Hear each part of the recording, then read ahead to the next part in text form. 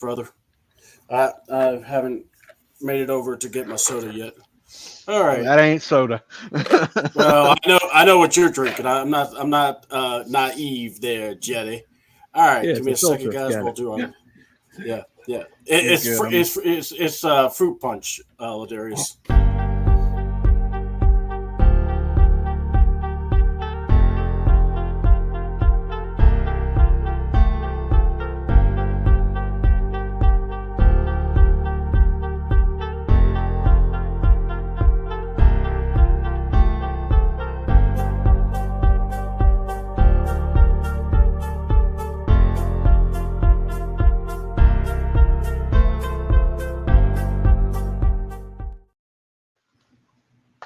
What's up, everybody? C Doubles here. I have survived from drywall mania. And let me tell you something. It sucked. So, with that being said, I want to say thank you, everyone that was wanting to know where we've been. Also, thanks to my panel here, Ladarius, Mr.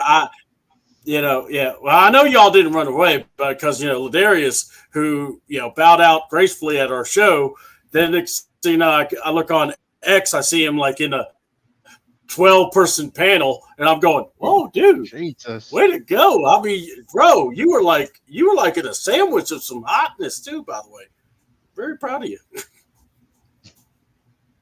I guess I'll say thank you. Question mark. Yeah. Thank you. I guess. And Lanier's like, "Oh hell, he's about to get me in trouble." And then Jerry, what's up? It's been a while, and look, sorry about the past couple of weeks, y'all. It's just one of those when I had a drywall guy come in, and he basically was like, "Yeah, we could get this done, no problem." I'm like, "All right, cool." And then he shows up, gets the screws, starts drilling, and he goes, "Oh, that's not good. You need to replace the whole thing." And I'm like, "Oh, well, let me go get a U-Haul and get some sheetrock." Yeah. So it ended up being quite a long time. And then nine sheets of sheetrock later, it doesn't look like it's going to hit my head, so that's good. So that is good. And homeboy did a great job. So Manuel, thank you so much for your expertise, and also the trash removal people. Thank you. Y'all were clutch. I appreciate you because they showed up right away and they cleared the whole area out for me. Because there was no way I could have thrown away all that sheetrock. I was like, man. Right. All right, guys. So wrestling happened. And so if I'm not mistaken, and I'm usually not. So 2 weeks ago, they debuted Raw for 2 hours. And then we had SmackDown, then Raw, then we had Hell in a Cell where a Hell in a Cell match, or in Bad Blood, a Hell in a Cell match should have been the main event, was the opener because Dwayne wanted to count 1, 2, 3 and do a hand gesture. Yeah. But anyway, we'll talk about all that. We'll also talk about AEW and their stupidity of booking, because I'm sorry, there's just some things we got to talk about. I also want to cover some valuable rules in wrestling. Thank you. I was hoping you would help me with this because there have been some things that have been really pushed to the edge. Well, number one, go ahead. I watched GCW over the weekend. Not Georgia Championship Wrestling, but Game Changer Championship Wrestling, or Game Changer Wrestling. Okay. What is one of the few rules in wrestling outside of kayfabe when you're in the ring with somebody? Protect them. Yeah, always. That's kind of common sense, right? Then why are you going to let a guy doing a dive off of a fucking balcony and you're going to move and let him hit the concrete? Not only that, the night before he jumped off a U-Haul on AstroTurf. They let him hit the floor. And who's the guy that's doing the jumping? Some dude out of Atlanta. All right, at this point, someone needs to have a talk with him and go, look, you're not Darby Allin. two. His name is Dangerly. Okay, I'm assuming he was trained by Fox more than likely. Fox, you gotta tell people, man, it's not to try to kill themselves, man. But no, for real though. I mean, I've never understood. It's like this. I get the high spots, but done in a way where everyone's protected. Because you would like to see that person continue wrestling. I mean, you don't want to just go. So okay, he did the U-Haul spot Saturday. Sunday he did the balcony. After he did the balcony spot, he still did another 450 splash in the ring and another swanton out of the ring to the floor. Dude probably broke his pelvis because Pero and fucking some other jackass didn't catch him. I'm just like trying to do the math at this point, and I'm just going, why? I don't know. But I figured I'd touch on that considering it's the talk of Twitter right now. Or X. Okay. Well, there's going to be some more talks because. So, what do you guys want to talk about? Do we want to go AEW or do we want to talk WWE? I don't care. Ladarius? I have to be the professional one today, Jerry. Jesus Christ. It's just a lot of Jesus. I might have to shift your place here. Look, okay. Jerry is drinking because of this. I don't know what ooze or Coors. There you go. I know what Coors. Yeah. We know that. We are not sponsored. Yeah. But Coors, if you'd like to sponsor us, please contact me. We will pimp it. Yeah. Let me know so I won't bring a Bud Light in. So I don't want to piss off the sponsor on day one. Yeah. I like free beer as long as it's cold. And look, we have no problem pimping beer. We won't have a problem at all. Yeah, you guys. As long as it's not seltzer. That's where I draw the line. Yes, but we're again, if they're going to give us money, let's talk. I mean, best don't. What say you, Ladarius? What I'll say is that we'll be right back after these. No, I don't know. I mean, we could talk AEW if you want. I think if we want to, but like I think there's more to kind of talk about WWE wise, but I don't want to seem like there's a bias. I don't want to see the comments. But it's your show, so it's a. Well, I like to get your guys' opinions. That's how I always roll. Real quick, thanks, Reb. Yep, thanks, Reb. Totally. I eat the sandwich. Eat the sandwich and relax. All right, so look, let's talk about it. How about this? We'll start with AEW this go around. Normally, I want to because I do want to talk about WWE, but there has been some stuff going on. But look, first of all, tonight is Dynamite. They're coming off of Wrestle Dream. Yeah. And look, Wrestle Dream, I think, is quite interesting. Yeah, they murdered Daniel Bryan. No, her name is Murder. That's why I said I. Oh, Murder. Oh, okay. Yeah, I saw that. Yeah, I was like, I thought I heard you say they murdered Bryan. I'm like, well, yeah, well, that did. too. That was the whole point. Hold on. The crazy part was he's like going, do it. You're right. I was. Yeah. Oh, and by the way, someone needs to have a talk with Bryan. I hope his family was not there because he really needs some medical help for real. He really does. I mean, I'm just like the amount of sick stuff that people do to him, and it's almost like, oh, Bryan gave the okay to this. Yeah, and I'm going, why? What the? Yeah, it's like, well, that's when we all look at Jerry and go, no, Jerry, we don't want you to die tonight. Too late, damn it. Yeah. So apparently Bryan gets the right to die. So and Jerry is in the back going, should have been me. But no. So a lot of people going crazy. First of all, I liked the ending. Hold on. I liked it. I thought it was good until I heard Excalibur and that godforsaken cry. Bro. You need to go to acting class. You need to go to acting class for sure, my man. I mean, that was bad. And hold on. And look, you keep doing stuff like that, JR's going to rip your mask off just on principle. I mean, I'm not going to be nice about it either. And by the way, most valuable commentator, JR. When Tony's like, oh, look, Jeff Jarrett. And you hear JR. Oh, not Jeff Jarrett. I'm going, thank you. And then when all the baby faces show up after the murders have happened, nice of you guys to come on by. I'm like, you know what? I think at this point, maybe JR had a little bit of what Jerry was drinking earlier. Man. Because he had no F's. Nah, he might have chugged some of his barbecue sauce. Well, he must have some good stuff on it. His barbecue sauce is pretty good. I gotta try it, but his spicy ketchup's pretty damn good too. Well, all right. So look, now that it's going to be the race to Full Gear. By the way, AEW has the deal.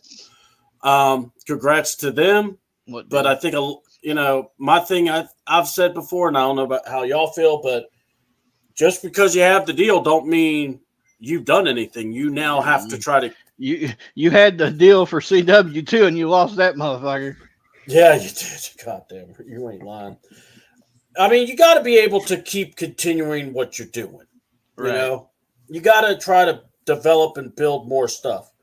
A lot of the guys that you're leaning on ain't gonna stay the same age. They're gonna get older. No, yeah, they're gonna get older. You know, Bobby Lashley. You know, as much as everyone wants to see him, he's going to be 60 eventually one day. So, you know, you can't just think he's going to, be your lucha libre for the future. And here's my problem. So Wrestle Dream happened. The first half, I felt like it was a pay-per-view. Then the second half, all the way up until the main event, I felt like I was watching Collision.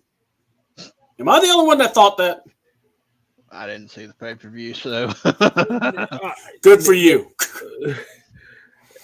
Yeah, look. What I will say is this: like, where? I just have a question. Where was Chris Jericho on this card, C-Dub? He was a semi-main event. Okay, that's the answer. Mark Briscoe for the Ring of Honor heavyweight title. So okay, it was a heavyweight title match. I get it, but no. Yeah, you see where I'm going with this. Yeah, please, by all means. Here's the thing: this has nothing to do with Mark Briscoe whatsoever. This has more to do with how we look at Chris Jericho. Mm-hmm. At this point of his career, and we're talking he's in a semi-main event. Yep. This is the problem that I have, and to your point, yeah, did it feel like Collision? Yeah. I mean, saying it was Dynamite, I'd be like, no, that's too good. Yeah. So we'll settle for. Overall, it's basically it's a football game. Like you're literally up 40. Like there's no way we can blow this lead, right? No shit. Watch the second half of Wrestle Dream, and you thought 28-3 was bad. This was, and listen, people are going to say this is why booking. Listen, I get booking is not an exact science. I get it. Yeah, I get it because. Like we'll talk about later about how Hell in a Cell how that match was booked. We'll talk about how that match was booked. So booking is not an exact science. But Chris Jericho, if you're being serious, and listen, it goes back to this TV deal. If you want to be serious and have longevity, you got to start pushing some of these other dudes, because at some point, like you say. This ain't Benjamin Button. They're getting older. So at some point, as much as great, we love Jericho and we love all these guys. We love Danielson. We love Moxley. They're going to get older. Mm-hmm. Yeah. And if you want to talk about competing with WWE, hell, competing with, I'd argue Impact Wrestling can be in the conversation. Yes, it can. It can. You have to start having the balance between pushing your veterans and then having that infusion of youth. That's the problem with AEW. And people can say, "Oh, you're picking on Tony Khan." No, if you watch the Jaguars, they got a lot more problem to deal with than this. I'm just at the tip of the iceberg. Okay, they couldn't win in another country. Okay, so yeah. So anywho, but like to put a button on it, like C-Dub, you're the comparison. If you just take the first half of Wrestle Dream and you just put that on tape and just send it off, this is a great pay-per-view. Don't send them the back half because there's no reason. Oh, God's green, beautiful earth, that Chris Jericho should not be in a semi-main event, a quadruple main event, a dodecahedron main event. No, he should be nowhere near the main event. And listen, he's one of my favorite guys of all time. So I feel like I can say this with great honesty. His body work is fantastic. But it comes to a point in your career where like your main event status, you're not, if you're you fall to the mid card. That doesn't mean you suck, but that's just making room for other people to be legit main event stars. Yeah. And that's you've done your job. So that like I said, nothing against Mark Briscoe, a fine dude. Nothing against him, but you're booking Christopher Jericho, and in the year 2024 in a main event, semi main event. Excuse me. And people would be like, semi-main event that you had JR calling the match for. No wonder he was testy too. So no wonder he didn't like anybody after that. No, I understand. JR's like, listen, I know the check's in the bank account, but still, like listen, we've all done work where we're like, oh man, we've done jobs at some point where we're like, oh man. But you're like, I gotta do it. Hey, checks are in the mail, so you fulfill the obligation. If JR had a choice, he'd have said, Shivani, you take over. I'm out of here. Yeah. But the fact that JR is a professional, that's why he did it. Anybody else? Anybody else been like, no. But that was my biggest knock on the back half of Wrestle Dream, was the fact that we had Chris Jericho in a semi-main event, not in the opening card, or my guy was in the semi-main event. And people are going to say, oh, you're hating on Jericho. No. At some point, your career, listen, you could be a main event star, and then maybe 10 years later, you're a mid-card guy. Everybody has a run. Yeah. Everybody has and Jericho's had a hell of a run as a main event guy. So we're not talking. So it's not like he had like a 5-year. Jericho had like a nice decade and a half, 20-year run as being a main event guy. But at some point, it's like this. At some point where you're the star refuses to go on the bench and be a role player. Aaron Rodgers. He wants to be in the starting lineup when everybody in the room is like, we have to do it because of the name, not because of the talent, but because of the name. And trust me, so I'm going to leave it there, because that was my only issue. Was, as much as I love Jericho, but you're giving him a semi-main event spot that could have went to somebody else, and he could have been on he could have been on Wrestle Dream. I'm not saying he didn't have. He could have been on the pay-per-view, but not as you're telling me that the roster's down that bad that Tony Khan's like, Jericho is in his semi-main event, and I've been like, listen, I've watched your football team, and if you run a football team how you're running this, all my questions are answered right here. Yes, go ahead. So and then I think one of the writers had left or whatever. I can't think of the name of the writer's name off the top of my head. So Jimmy Jacobs. Yeah, it was Jacobs.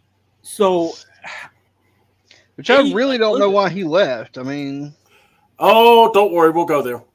Don't worry. Yeah. Well, he was when he got hired, he was excited as fuck. Yeah. Well, let's just put it this way: there is a point where you have to work with Tony Khan. That's where you go. True.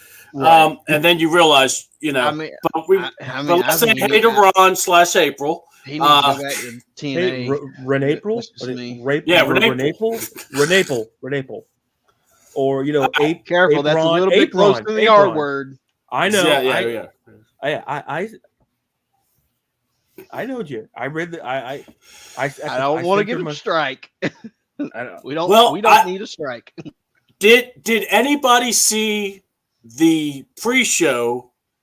And I'm kind of jumping a little bit, but I did remember this as we were talking, where the referee had to help Harley Cameron keep her shoulders down as he's counting 3.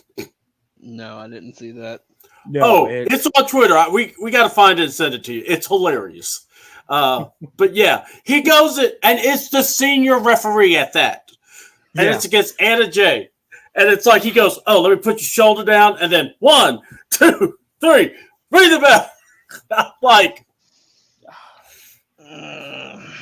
and here's another point. So we had Eminem, the Maximum Models things. They bring in Rico. They brought in Rico. One of my favorite.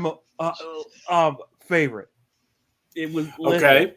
I don't mind Rico. Listen, did Rico let himself go? 1,000% yes. I mean, I don't mind it, and I get why they did it. Oh, it's great. I don't have a problem. This is actually I like it, but here's my problem. We were more looking at Billy versus Rico than we were the tag match, and it makes you go, "Oh yeah, let's watch these jabronis," because I really couldn't care less. Yeah, I was like, "Wait, there was a match? There was a tag match? Get out of here!" Really? I thought it was Rico. I mean, I wouldn't grab me a snack, but okay, all right. I'm about to grab mine. But all right, and that's why I thought, really the match of the night, besides the main event, because I thought the main event was good, was the triple threat where Takeshita, Ricochet, and Ospreay. Ricochet finally decided to actually enjoy where he worked. And then Ospreay can have a great match with the Broom and Jerry. You can't really fuck it up. So, wait, let's give you a compliment, Jerry. Wait, is the Broom taking the pin or is Jerry? Because that's the. Because I don't know. You got to understand one thing about Jerry. I'm not taking that fucking driver. I'm sorry. Yeah, if the broom takes it, understand, but you can get another broom. We can't get another Jerry. Yeah, exactly. Hidden blade. I'm just saying. So we got, but here's the funny part. So this is the one thing that's been getting on my nerves. So they do the Road Warrior Doomsday clothesline bit. Ricochet flips, lands on his feet, does a Rana on Ospreay, lands on his head. He stands back up. It's like, okay, guys, really? Come on. I mean, even the whole gymnastic bit that they did at Dynamite. I just want to go. Someone actually. Well, you know why they did that, don't you? Yeah. Oh, I do. Hold on. Okay. But somebody literally took the commentary out and played Whitney Houston. I want to dance with somebody, and that fit more perfectly than the commentary. So funny. I mean, look, I like where that story went because you brought Kyle Fletcher in. He screwed over Will. I was a little surprised with that, but I kind of expected it. I mean, my ultimate want in this is that they get Ricochet to go heel and just have him be that antagonist to Ospreay. But we'll see. I still think you need to turn Ricochet heel because his personality is aboard. I'm sorry. If you see one Ricochet match, you've seen them all. Yeah. And I hate to say that, but it's just the way it is. And then we got probably the one match I went, okay, can we rename the TNT title to the mid title? Just the mid. It don't need to be prestigious or nothing, because that's who's now going to hold it from now on. So we get Jungle Jack scapegoat Perry, Luke, I want to be a kid or whatever, who wants to think he's Bray Wyatt, which he will never be, by the way. So he beats God, what's that dude's name? I can't remember. Yeah.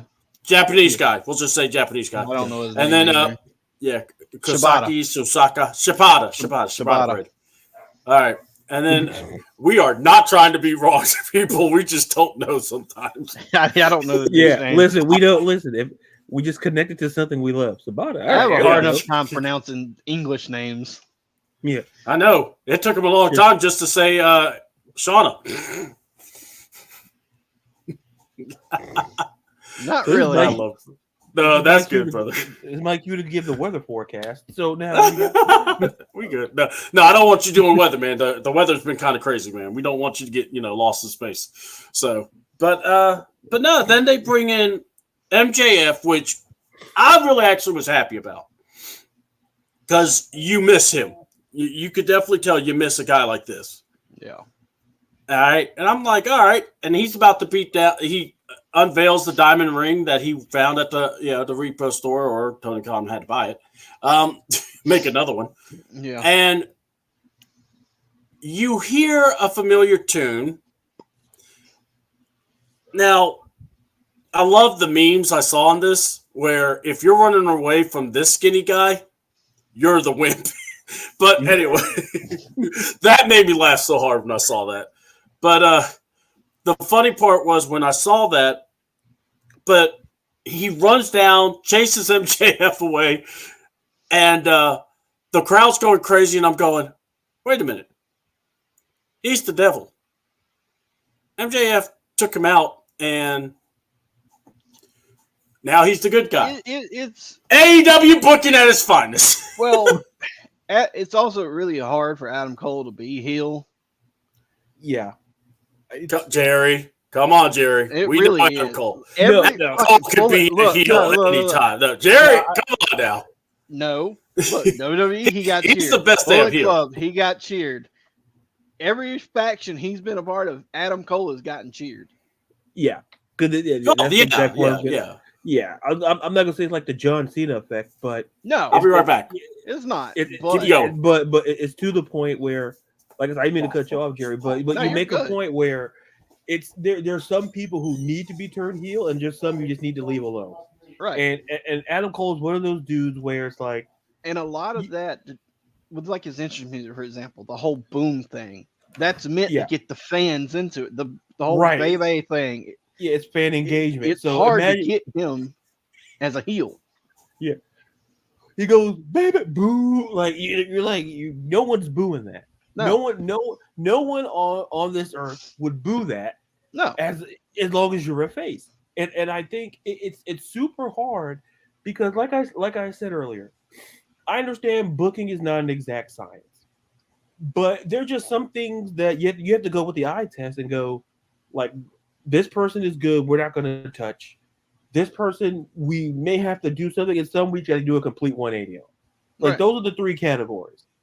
Adam Cole is in that first category where there's like, you really don't have to change anything. He's never been a heel. Why would you want to make him the heel when MJF to me is a natural heel? Yeah.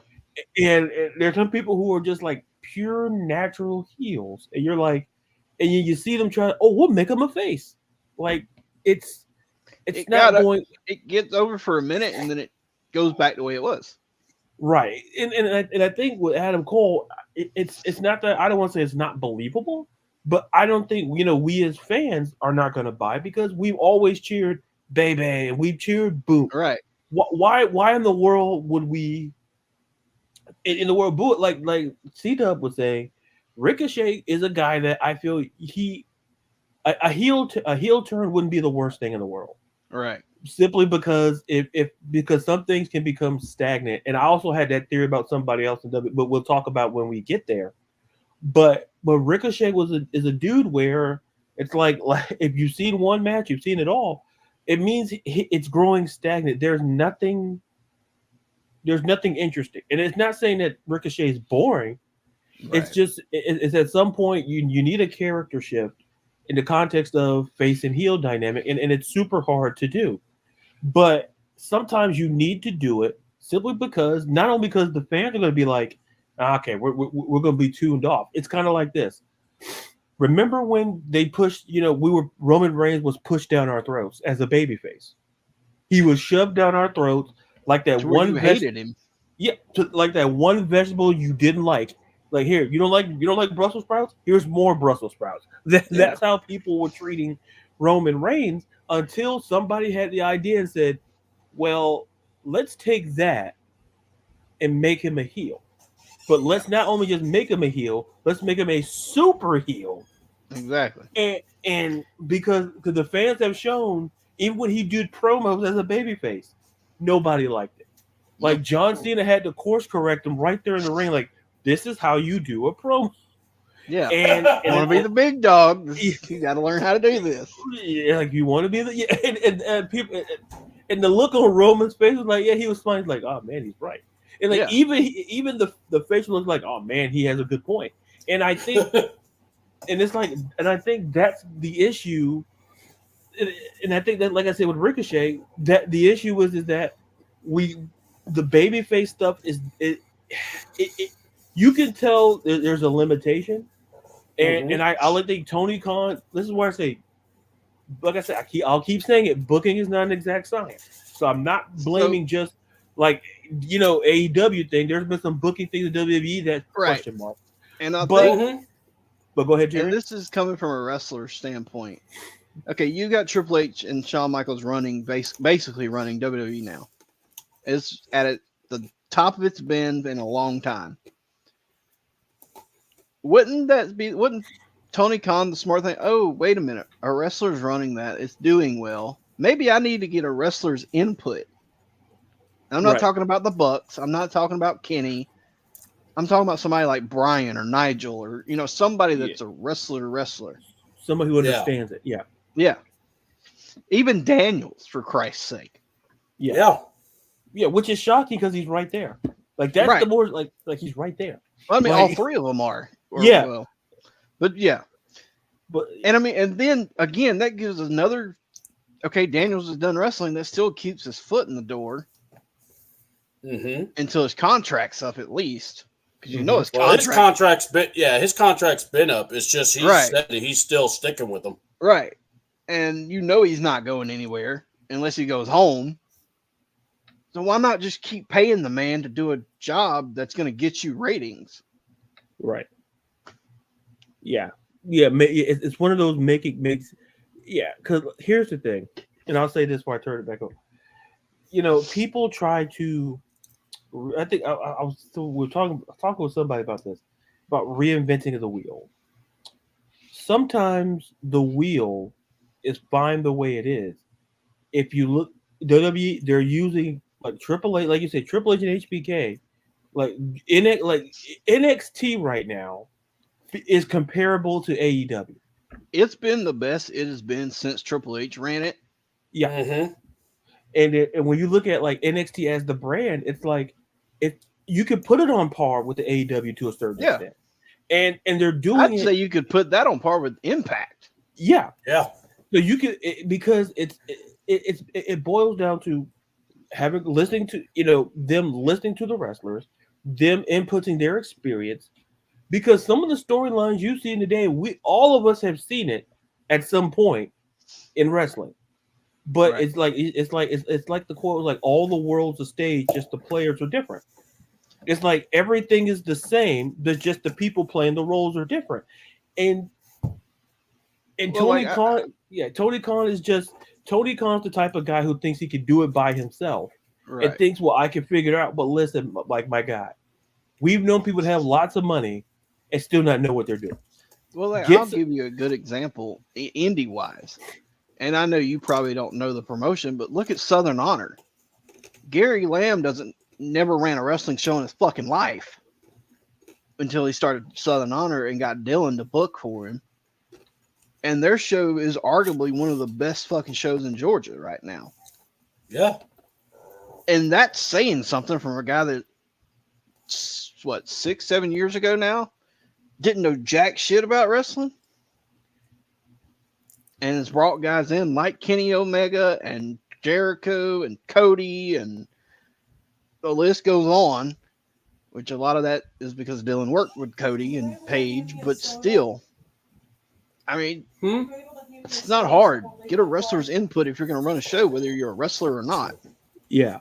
It's and I'm glad you had your input, because I was curious about because that's what Tony Khan's problem is that he feels he can do it all, and the fact you named 3 dudes who are right there. You named Daniel Bryan, you named Nigel McGuinness, and you named Christopher Day. They're right there.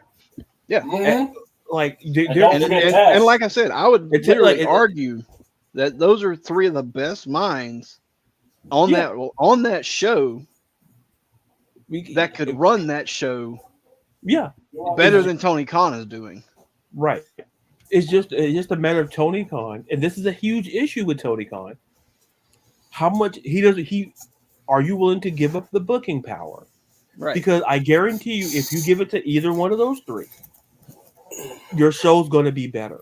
I give you 6 months, and that show will be double ratings than what it is right now. If not, it's going to be.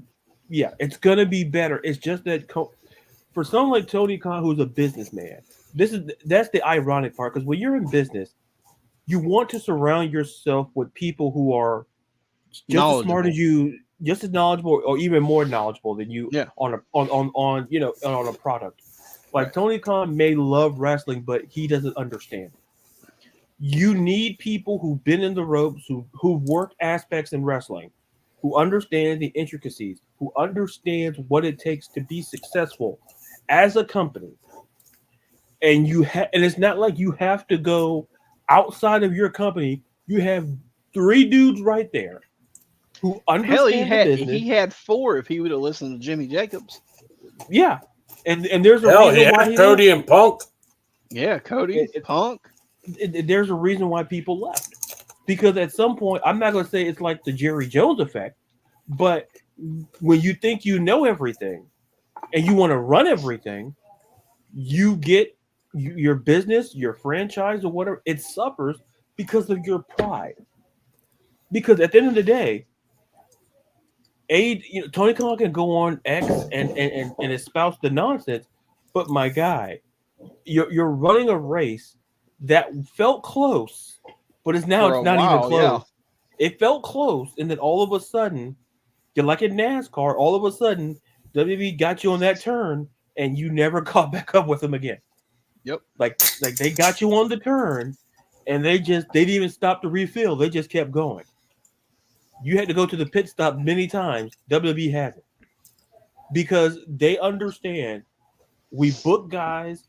We have people in charge who understand the business, not just years, decades of experience, who can separate what their personal feelings and what's best for business, and make a product work. And you look at the people. You look at I always go back to look how WrestleMania 40 was booked, and how that main event was just boom, boom, boom. It was storytelling. You were getting great wrestling. Everybody got their money's worth, and that's because of booking. It's how you book. And until Tony Khan, and you could insert Jerry Jones' name and switch his name out too.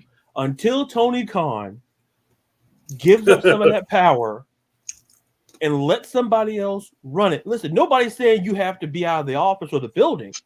No, let somebody book your show, because here's the thing. This is why you're the owner. If you can't do it, your job is not to do it all. Your job is to put on the best product possible, and you need people. Let's face the facts, Tony. The numbers say you need help. This is just not. Yeah, go ahead. I'd throw fucking Jarrett's name in there to help. Yeah, Jarrett's look what he did with TNA. Yeah, I was gonna say, look what he did. Yeah. The man has been in wrestling for years, and not just that, his family. Yeah, I mean, Jeff Jarrett is wrestling. Because it's not just just not a business. He's an asshole. asshole. Go ahead, Jerry. I know he's an asshole. Well, look. Yeah, on some level, he's an a-hole. On others, I'm not saying it's perfect, but yeah, there's just like in Shrek, everybody has layers. So everybody. So that ogre definitely has a layer. Ogres has layers. Cake has layers. Side note: I tagged y'all in something on X. The bump that I was talking about off the fucking balcony. Yeah, I just tagged y'all in that, so click on it and watch it. All right. But I just saw it. Damn. Yeah. Guys, take care of each other. Jesus, what the hell is he? Anyway, all right, I gotta not look that. Yeah. All right, so I'm back. By the way, so it's to me when I was just looking at the card for tonight. You got Christian versus Jay White. I could go. I'm cool with that match. That'll I be think good. That's gonna be a good. Yeah, you got. Anytime I see the Bucks and anybody else, I go, oh God. And they're going against the conglomeration or whatever they want to be called. The congregation. But here's my problem. All right. So y'all remember Willow versus Stat? Yeah. Was Willow the face or the heel? She was supposed to be the face. So Willow was the face, okay, which is cool. She lost. And she gets a title match against Mariah. Stat wins the match. And it was supposed to be for that Mexican title or shot at it. Well, now she doesn't want to be that. And then her and Stokely aren't anything anymore. She wants to be the good guy and is feuding with, or wants to feud with, what's her name? Camilla. Or Camille and Mercedes, the one that's going to give you great ratings. But don't worry. Mercedes is, hold on. And this is the woman that's changing wrestling for all women's wrestling. She's going against Queen Aminata.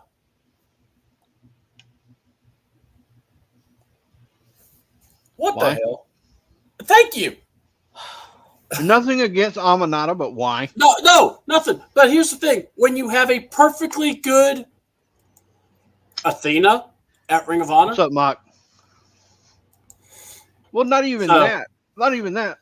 Aminata's last, 3 matches, she's lost. Mm-hmm. Wins and losses are supposed to count in AEW.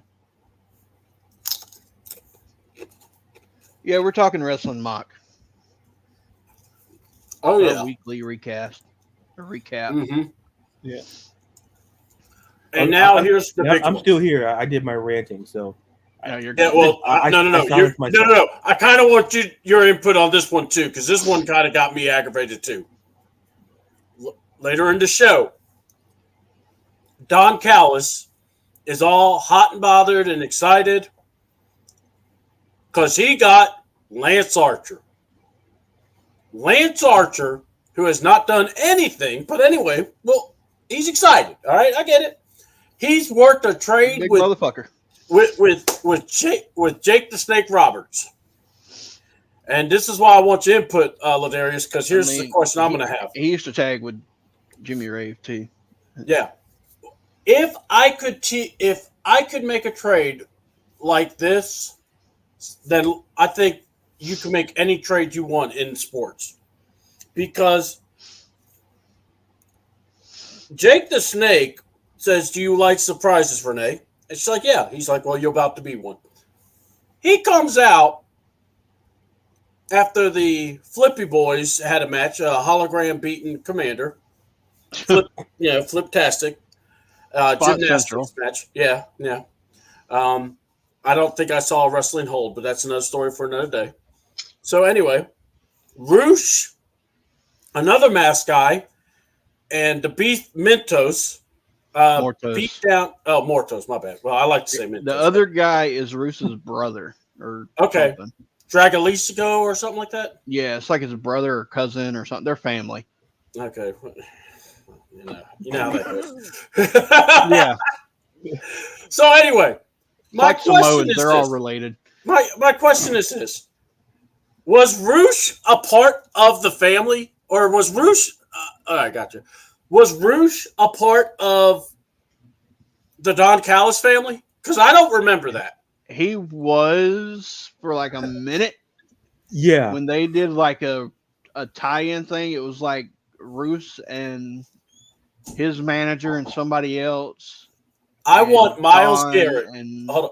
Okay. I want Javion Walker from the Jacksonville Jaguars for the Falcons practice squad. Because that's basically what you did here.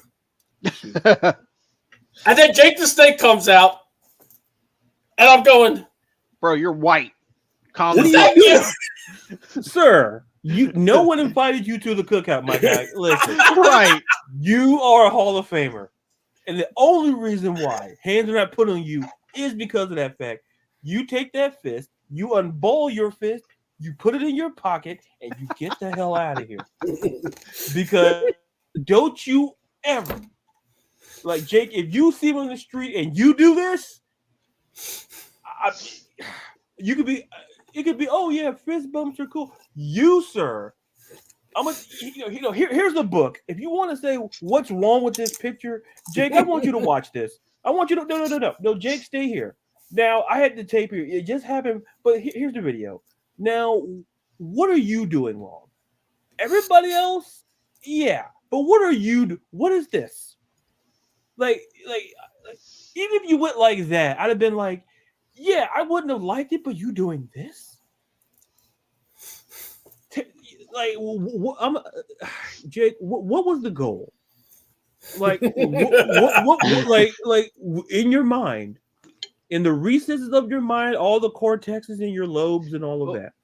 Well, like my thing is, if they're gonna put a manager with these guys, it needs to be either the manager that they had and Andrade had, Jose the assistant, or they need to repackage the guy that was Phoenix and Penta, and put him with him. Yeah, because that's it. Roosh says. Sorry, I can't stand. Yeah, no, it's just.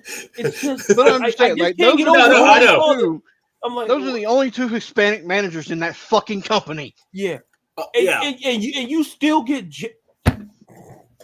this. Listen, this is like the Seahawks Patriots when 4 downs to get a yard to run the ball, and you still throw like, oh, I have a power back. I have Marshawn Lynch in the backfield, but you know what we're gonna do?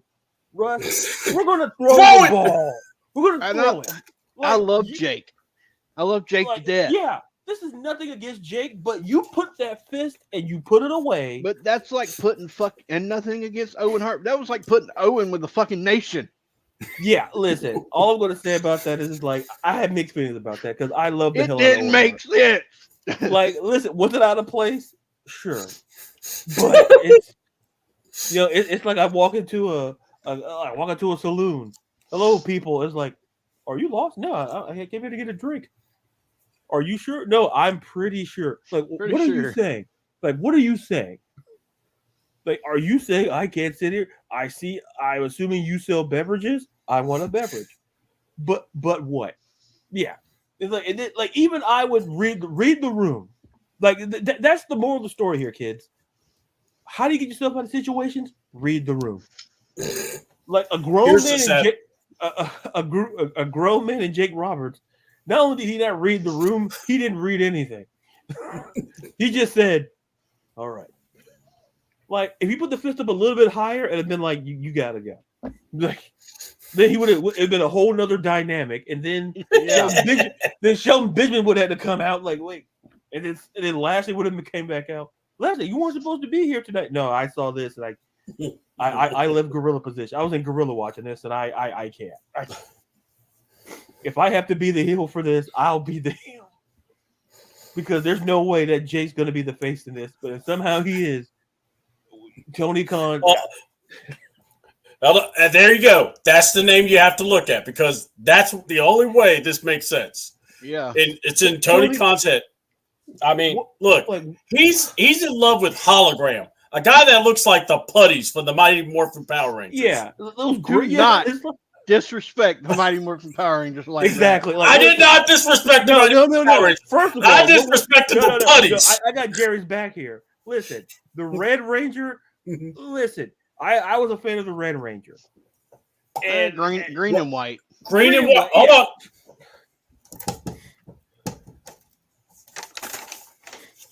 The Green Ranger, people. All right, the Green Ranger. The only thing. Put the. He knows I want that fucking autograph. Just sneak it. The Gremlin got it for me. You know that. I know. Yeah, the only thing I didn't like. The only reason it hasn't been missing. Yeah. Like the only thing about the Power Rangers that I didn't like was how they treated the Black Ranger. That's it. Like you're in California, and listen, you're asking this guy to fight putties. My guy is sweating because as a kid, I was sweating watching him fight. I'm like, that doesn't feel right. Because he's doing that shit in fucking sweaters and baggy pants. Right. It's like, but here's the thing. They could have chose a different color or a lighter color. That's all I'm saying. Because listen, the show, when you look back as an adult, I have a lot blue, more red, and green was taken. Well, I don't. You could have used beige for all I care, but because I don't know what. Like, hey, why are you swinging so hard? Shut up. That's what. But you didn't see that in the Mighty Morphin. You didn't. That was an outtake you didn't see. You know he's missing a finger. Yeah. The guy that plays the Black Ranger is missing a finger. Yeah. Oh wow! Like half a finger. That. Yeah, he's missing like that much of his finger. I assume he was fighting Zord and not the putties. Because if he did that fighting the putties, if you ever notice it, it's always the hand that's holding it like this. So the bottom hand is always the hand with the missing finger. Okay. See, we all watch Power Rangers because we all can do that spot. Yeah, but that was my only heart. That was my only letter. The letter to the editor is like, listen, I understand for diversity, and I'm all for diversity, but. I don't know how we got from wrestling to Power Rangers, but I'm just saying, why was he sweating harder than everybody else? That's all I'm saying. Tony Khan's version of Goldberg, he had to make it. He's like a putty. And Tony Khan probably booked himself as one of the putties too. Yeah. Can I be a putty? Yeah. To be honest, I honestly think you're going to see one day he takes that mask off, and it's actually going to be Tony Khan. I hope he gets that Meltzer driver. It was me, Shane. It was me all along. So I think I sent it to y'all that there's an interesting theory on the whole Moxley group thing on who's controlling him. Okay. Sami Callihan. Yes, I heard. I remember seeing that. That would be awesome. If we got the I would not mind. I wouldn't mind. We got the Blade Runners in AEW. Oh, I would not mind. Although he does run Wrestling Revolver, so I don't know how well that's going to happen. What kind of sandwich is that? See, that looks a good sandwich. BLT with cheese. So wife was in the mood for BLT. So yeah, I got hops. Yeah, I got a pop. I got hops. Next time, bring snacks to podcast. Okay. I mean, I've got snacks too, but I don't know how well they'll go with beer. Well, it's a live experiment, so we can find out together. I am not trying those on drinking. Break out the nuggies. All right. So, Daniel Bryan versus Mox. He basically chokes out Bryan. Daniel Bryan's last matches have been on Raw, was against Seth Rollins. Yeah. SmackDown Roman. And now here in AEW was Jon Moxley. The Shield owns this man. He owes him a favor, like Yeah, he owed him a favor. Mm-hmm. It's like Shield Hotel. Andy. Awesome. Delta. Shield. Damn it. But here's the thing. What did y'all think of the ending, which was Wheeler coming out blasting Darby. And by the way, look, the Darby versus Brody King, I'm not going to have a problem with ever. But someone needs to talk to Darby. Lose the damn pink jacket. I am so fed up looking at going, is he wearing a bathrobe to his match? He wants to be comfortable. Why are you questioning this man's comfortable? Yeah, he wants to warm. I am going to question because it just never looks right. Listen, that arena could be chilly, and he's like, yeah. I could wear a regular jacket, but why not wear this? Like, that was in the middle of the dead heat there, Ladarius. Listen, so you're telling me it's just so it's so warm. Got it. I'm just saying. I'm not saying I do the weather or anything, but okay. Questions weatherman. I'm not questioning you. I am just stating it's only chilly. I am questioning the mental chickens. No. Hold on. I am questioning the mental chickens of Darby Allin that he continues to be losing half the time. I say that he doesn't hardly have. Yeah. I mean, hey, look, Sting passed on dumb babyface syndrome to him. He gives up the title match with no problem. And then he wants to have a match. So he brings a rock to try to take out his opponent. That happened on Dynamite. And then, so, look, like I said, I had no problem with the match. But then he comes out, and he gets blasted. I guess Yuta did the Psycho knee on him. Yeah. And they taped it, Darby up to the ring post, or the ring corner. Which, guys, I mean, handcuffs you can't buy anymore. I mean, what's going on now? They tried to handcuff Jimmy Lloyd to the cage Saturday night and couldn't get the handcuff to work. Oh, okay. Well, all right, I got you. Yeah. But the thing is this. What did you think about the beatdown? Was it too much, or was it... My thinking is this. Brian probably signed off on it. Oh, they did it. Oh, yeah. Yeah. But what do you all think? To me, I think it needed to happen as far as turning you to heel against Brian. Because, I mean, that whole setup there, he was trying to protect Brian and didn't want to be any part of it. So I think it needed to happen as far as Yuta turning completely heel and joining Moxley and Claudio and Pac and whatever the lady's name is.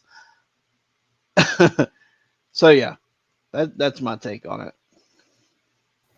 What say you, Ladarius? I don't think the beatdown's excessive because look, at the end of the day, if that's what Bryan Danielson wanted, or Daniel Bryan wanted, I'm fine with it. So to me, it just feels like would I have gone out that way? Yeah, probably not. But probably not. But I'm not Bryan Danielson. So I'm not one of the best wrestlers who ever stepped in. So I don't think it depends on who. It's always tricky because I think we talk about this all the time about how far to go, how far to push, limitations. Right. And Jerry being I think being a wrestler, I think sometimes. To a certain degree, I would think that there's pressure to a certain degree, like to go to a certain limit. Yeah. And sometimes, and everybody has a limit. Like we've seen some spots that, that just go there. Yeah. But to me, the overriding takeaway is that if Bryan Danielson or Daniel Bryan, if he signed off on it and he was okay with it, then I'm okay with it. It's where, like, to us, it's like, oh man, that's all, you like cover your eyes, hide the children type stuff. But I always say when you do stuff like that, understand how far to go. Yeah. Because sometimes you can go too far. And just like I remember when the Nexus did what they did that night and destroyed Brian choked out, Robertson. Yeah, choked out Justin Roberts. Fucking Raven and Sandman in ECW when he fucking crucifixed him and put a barbed wire crown on his head. Yeah, it's like I don't know. That was a little too far. Yeah, it's like who signed off on it? Now the crucifixion, I didn't have a problem with it. Yeah, but it's when you Kurt add Angle the bar, did. I think he didn't have enough milk that day. I think that was the problem. He didn't have enough. I'll never forget that. I'll never forget that. When it's like Kurt's like, I didn't know it was going to happen. You're the freaking promoter. You're telling me you didn't know that was going to happen? I was not in the room. Where were you? I was getting New Jack some Coke. And then I had to go to the store and get the real Coke. Had to go to the quote unquote store to get Coke. You mean Coca-Cola? God bless New Jack's soul, but that motherfucker. He was such a jerk. I never got to meet him, but I've heard stories. I've heard good. I've had my encounter with I've heard Jack. good and bad stories from Jack. I'll never forget when he called in on one of the shows I was on. And he was cussing out people on the show, and I'm like, dude, who the hell do you think you are? He's like, I'm New Jack. I'm like, okay, and that and 25 cents going to get you a cup of coffee. What you want? And people are like, see, Doug, that's easy. I'm like, he's on the damn phone. He ain't going to do anything. Stab me? Yeah. New Jack's around the ring corner with him. New Jack's like 2 blocks down. Mm-hmm. I've heard some good stories from Brad because Brad worked him a lot. Him and Brad were real close, and I heard good stories from Rick and Ben and Bill Behrens too. But I never got to meet him, even when he was at Anarchy and Wildside. I never got to meet him. So yeah, I mean, he could be. I'm not gonna, totally crap on him. But so tonight, last week, AEW was head to head with NXT. Yeah. And it almost felt like they punted the whole show. Because they called their show Title Tuesday with only one title match. And it was Mercedes versus Amy Sakata. And I'm going, yeah, and really? WWE had like 2, 3. Yeah, well, and it was on NXT, and they had some good matches too in St. Louis. Yeah. Okay. And yeah, I mean, hell, the main event. Oba Femi. Yeah. Hell, Orton Oba and what's his name? Javon Evans. That whole match was fucking good. Even though Yeah. Javon screwed up the springboard cutter or RKO, but still, it was good. I mean, look, if it was Randy Orton from another time, we know how it would have went. That would have went bad. Yeah. Well, I mean, So hell, at least, you saw that Orton picked him up. And you could read his lips. It's fine. It happens. Like, yeah. mistakes happen. Randy Orton was a stand-up dude for that, I thought, especially with Javon. It's cool. They showed Javon up. felt like shit. Yeah. You could see it. Yeah. And what was cool was Javon, showing him as a kid, showing the picture of him as a kid, having the figure of Randy Orton, Cena, and Miz. And I'm just going, man, that's cool. That kid's good, Javon Evans. I mean, and NXT's doing something really good. I haven't watched this week's NXT, but I saw a lot of the clips. It was good. It was good. It was very good. Yeah. Oh, yeah. But what I'm going to say is now that they have rebranded, it almost feels different in my opinion. Yeah. And it's helped by doing 2 shows in the arenas and then coming back. Yeah. And I like their new setup. I'm glad they got rid of that fucking plexiglass bullshit. Yeah, I was gonna say because it looks more like a true wrestling show and not a COVID wrestling show. Yeah, it was the aesthetics that was the issue. Like just giving women's wrestling.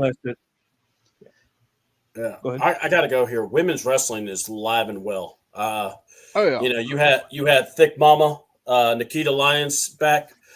She got to go against. And I'm going to tell you something. Lotion time was in effect because you had Nikita Lyons. I'm going to get some shit for this, but I didn't enjoy that match. All right, well, hold on. But you had Nikita Lyons, you had Vola Vice, you had Jada Parker. There's some booty in that one. And then, I'm a big fan of Thea Hale. I like her. She's just one of those. I like Jada. Yeah, and I even like and I like how you have Mackenzie or oh god, the NXT North America champion. Kalani Jordan. Kalani Jordan. Jordan. So Sol Ruka is really good. Yeah. And you have the Fatal Influence. You know, some people might not like them. I think they're okay. They're all right. Yeah. I like polar opposites of each other, but yeah, I think that's what I makes. kind of like that though. I do too. Yeah. But I really, well, one, I can't wait when Gigi Dolan comes back. But two, Yeah. I really You mean love, Priscilla Kelly? yeah, Julia and Stephanie Vacor, and then of course Delta, and then we got Cora J back. You know, the breast is back. I mean, she's the best, and she's back. That reveal was hilarious. She just unzips and it's like I swore I heard the fans go, "Whoa!" I'm like, I was like, wait a minute, I don't remember those kids. Power of a boob job. Yeah, I want people to respect me. Whoa! but guys, women's wrestling though, for real, definitely coming back on the map. They have NXT has done really good. I like what Sean has been doing with Hunter. What did y'all think about seeing really just where we are now, where you got Julia and Vacor are going to team up against Roxanne and Jada and Cora J. Yeah, Cora J. Yeah. Oh, that's good. Cora J. I mean, I enjoyed Stephanie's match last night. Like that was good. That was a pretty good match. Yeah, against like Rinston. Yeah, it was a good match. Mm-hmm. But yeah, I mean, I'm glad. I think that match between the four of them is going to be good. Interested to see who they put over in that, considering Julia lost her first match, but Stephanie won hers. Mm-hmm. And I get it. Julia's first match was a title shot. I get that, but yeah. Mm-hmm. Actually, Julia beat Chelsea Green, and then did she? Oh yeah, she did. Yeah, right before they went over and they had that match. Yeah. Well, like her first televised match though was that title match, wasn't it? Mm-mm. No, that was on TV. They wrestled on NXT. Okay. Mm-hmm. Okay, I didn't realize that. Okay, so her second match. Okay, never mind then. Mm-hmm. Like I said, I didn't really enjoy Nikita and Lola. Mm-hmm. I don't know. I don't know. Just didn't enjoy it. Not your type. Yeah, I mean, I like Jada. I like Jada coming out. I'm sorry. I know what he's trying. What? You got Matt Luck over here trying to interrogate. I'm not interrogating. I'm just asking. No. Yeah. Hold on. Yeah. I'm pretty confident that Jerry's going to be more excited about Delta showing up than freaking the other women, huh? Who the fuck is Delta? Oh, trust me, if I know you'll end up loving this one. She's coming from Australia, where Rhea came from. Adelaide or a different part? I want to say Adelaide. But she's been wrestling in that same area that Rhea wrestled in, and they signed her up for a while, and she's finally coming up, and she's debuting at the Halloween Havoc. Yeah. Yeah, I don't eat Vegemite, but for the right person, Sunday. The 27th. Yeah. So it's like next. Yeah. It's on Sunday. Yeah, next Sunday. Sunday. Football. Dude. Well, yeah, we do that too. Yeah. So, but yeah. All right. What's your impressions of NXT as a total, with the men's division as well? What do y'all think about what's going on? Who's kind of surprised you? And then we'll talk about SmackDown and Raw and Hell in a Cell. Go ahead. Double Dare. No. Okay. No. I want to harp on. I wasn't asked about the women's since. Yeah. Well, yeah. Speak on the women too. No. I understand why you skip me. I get it. Oh, stop it. Just speak on the women. Listen, how dare you speak to me? How do you eat a sandwich in front of me and expect me not to be upset? How dare you? Dude, it's not my fault. Listen, I'm not saying. Listen, hey, food's important, but for you to do it in front of me and then you eat, Then you're talking about Nikita Lyons, and it works up a lot of things. The body works. Oh, be careful! Pat Patterson might hear that. Yeah, if you can hear it from the, I'm not gonna say you're gonna be rock hard Ladarius over there. Woo! Hit my music, America. No, we got a new theme. We got Ladarius going. Yeah, he grabbed me by the pecker. Right? What?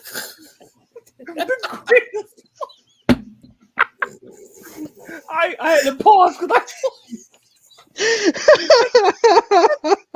I'm like, I know he was being serious, but he was wearing like the shirtless, he like that, like he said, fucking cut off sleeve button down, top button up, dude. God, he grabbed me.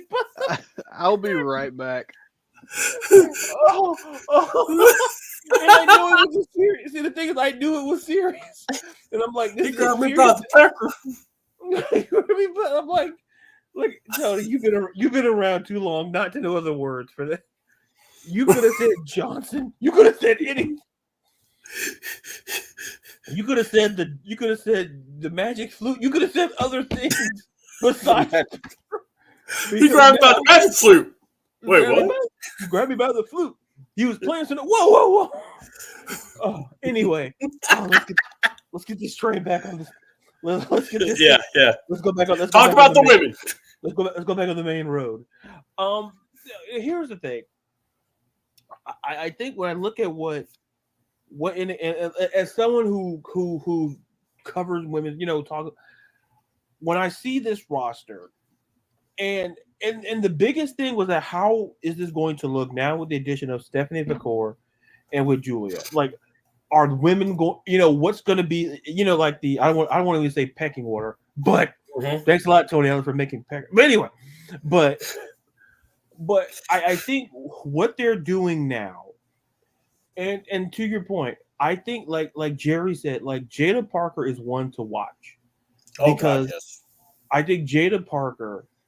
She fits the mold, and she's different, and I didn't, I wasn't going to bring up the issue, but I'll bring, when Triple H was asked about, people of color, black people, on PLEs, and he said, he doesn't see color, and here's the thing, and then I read something that Cody Rhodes had said years ago about.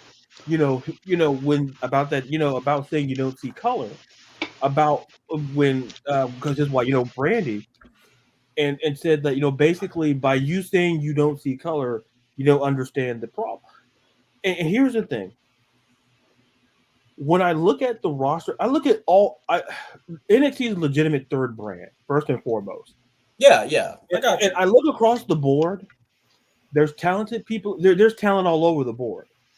But when I look at Jada Parker, when I see her in the ring and I hear her on the microphone, I'm like, that's a champion. Like if I'm, if she, I don't know how, you have an idea of how Roxanne, how the NXT title is going to work out. But Jada Parker, it would not surprise me next year we see her with the championship, because when you look at somebody, you just go, they have it. And when anytime she cuts a promo, anytime she's in the ring, it's different. And like as for like Nikita Lyons and Lola, like, look, we're just gonna call it like it is. The match was good for a certain audience. like listen, because here's the thing. I think Nikita Lyons has that. I think they were trying to push Nikita before she got hurt. Yeah, and not only that, but it's good to see her back and being able to wrestle. So it's also good to see her. Yeah. My biggest thing with that match is you've seen it too many times already. Yeah, if you've seen the product, if you've seen it like we've seen this before. Yeah. So and like I see John said something like, I'm going to be honest. I don't see anything having. I'm going to beat Roxanne. I mean, they missed the boat with you. See, I'll if you don't mind, let me. Yeah, I want to. You go ahead, then I want to. Yeah. here's the thing. I understand where John's coming from, but here's the thing. There was no expectation in my head. Like, a part of me felt like Julia could win the title in her first title match, but a part of me said, you got to drag this out. Keep making Roxanne, because as she's going to lose that. Like, here's the reality. I don't see them going the Asuka retire the belt route, because there's too much competition in this women's division to say that. So essentially, okay, she's beaten Julia. Can she beat Stephanie Vacour? I wouldn't be as shocked if we see someone on the road, Cora Jade turns on Roxanne, and we get that again. Like, there's plenty of routes to go in the women's division where I can't say with great confidence that Roxanne's gonna retire like Asuka. And like I don't think she was supposed to beat Roxanne the CW on the debut. I just think that they wanted a match. They wanted a big match. Julia versus Roxanne feeds families. Okay, it's gonna sell. Yes. I don't have to sell you on, hey, it's Julia versus Roxanne Perez. That's literally the only words I have to say for you to tune in. So, but going back to the overall in the women's division, look, if I told you this right now, overall the women's division, that Becky Lynch is not there, Charlotte Flair is not there, like the only 4 horsewomen there is Bayley. Mm-hmm. But yet you couldn't tell, because that's how. I guess the word of the day is booking, because how they're booking, people may not like Nia as champion, but there's a reason for that. There's a reason why Nia is the champion, because Tiffany Stratton will cash it in. I don't know if it's going to be this year, but she will cash it in, because you're seeing elements, you're seeing pieces of, deception or whatever you want to call it. We could be in line for a potential Stratton face turn. Yeah. At that point, we could be in that, and listen, would not, because Nia, listen, Nia's not going to be a face. Like, she's the heel. Yeah. So Stratton could make the move to be a face. And now you're getting additional pieces. So, but going back to your overall question about the women's division, it's fine, because when you build a roster good enough, you're going to be. It's like when you build a team, someone goes down, it's the next man up, the next woman up philosophy. Mm-hmm. Because not Nia. Come on, John. Come on, John. not Nia. Damn it, John. John, you're a smart man. I know what you're trying to do, John. But like I said, damn it, John. By the way, thank you, Dixon Way. Thank you, Dixon Way, about the lights. It's smashed, yes. And then John. Jesus. One more break. I'll be right back. Yeah, go ahead, All right, let me hit this up real quick, and then I'm going to throw it back to you, Ladarius. All right, so my opinion on this is simple. Julia, this was her second match. They weren't going to put the belt on her just yet. Right. And here's the thing. For them to go ahead and let Roxanne win, also, they used Cora Jade, who none of us knew was coming back. Yeah. No one knew that she was going to be there. So you protected Julia in that defeat. Mm-hmm. As well as we got to see Stephanie Vacour. So if anything, I think this is just a good way. I think Roxanne may be the champ for a little while, but it's one of those whenever they're ready to bring her up to the next level. And I'm going to tell you, when they do, watch out, because Roxanne's going to also be that way. Yeah. And then the thing about Nia. Oh, Lord. All right. But I want to just say, for Nia, I think this has been the best year she's had. Yeah. I get the boring thing. What it is also is that the way they book and tell the story of the Money in the Bank is repetitive. Yeah. It's always the same thing. They lose a lot. How are you going to cash it in? Like, my favorite thing that happened, and we'll talk about it more, but was Tiffany Stratton showing up to Raw. Now, I would have liked it if she did that on her own. Right. Or just showing up to every show, because you could cash it in on any title. Yeah. And I just see her cashing in on Liv though. Yeah. Oh, I would love for her to do that, but I don't think you want to do that just yet. But No, yeah, we'll but see. I can see it happening Mm-hmm. because Ludwig is on Raw. I do like Ludwig too, by the way. Ludwig is, man, their little TikTok thing was awesome. But anyway. Oh yeah, She does not look nothing like herself without makeup. No, but she's like still totally cute as different hell. fucking person. She's cute as hell though. Ludwig's already won, and he doesn't have a belt yet. So that's all I got. You know what? Yeah, just like Buddy. You know what? Like Corey Graves mentioned, I hope Rhea finds a strong Australian man to just marry someday and to be happy with, so she could get over Dom. And I'm going, that's odd. He said that, and then sure enough, strong Australian man. Here I am. And I'm going, Buddy Murphy. God bless you. I love Buddy. I love Buddy. I can't. God dang it, dude. I know you just signed an extension to AEW. Could you still show up though? You my boy though. Sammy just announced that he signed an extension with TNA. Oh man. Okay. So well, you know that means here comes the money. Yep. They took Nia's crown away from her. She's the queen of the ring. Doesn't she need to have her crown to her? Man, I really don't want to see Not the crown on people. Yeah. Because listen, we know Queen Elizabeth was the queen. We never always see her wear the crown. Yeah. So there you go, Ladarius. You know, it's a history guy. I mean, listen, yeah. So look here, nerd. Hold on. I could wear the crown on the bathroom on the toilet. I don't care. You think kings do that, by the way? Yeah. Oh, I would. Yeah. No, I would wear that sucker everywhere. Where's the king? American. All right, pal. American man. What's going on in there? I'm listening to music. I just made it American. Anyway, so back to the other question that I asked. So we get now that everyone's back, and we're not talking about the what you call it, the snack of Nia. What did y'all think about NXT as a whole? The first show with CM Punk being there as the ref. Also talking about St. Louis. What was your thoughts on the NXT as a whole? Ever since they moved to the CW. Oh, I'll go. You. Oh yeah, I'll go. I'll go. I saw you were busy jumping, so I'll go. So keep jumping then. What? Gotcha. No, Ruby's not. So, oh yeah, so that would make him Fred, and that would make me Shaggy. Well, hell, I'll be Scooby. You know. Ah, boy, look what I started. Yeah. Well, dressed like, just for that, now he's Velma. Now the point. But for the love of God, wait, whoa. That means he's your love interest. Wait a minute.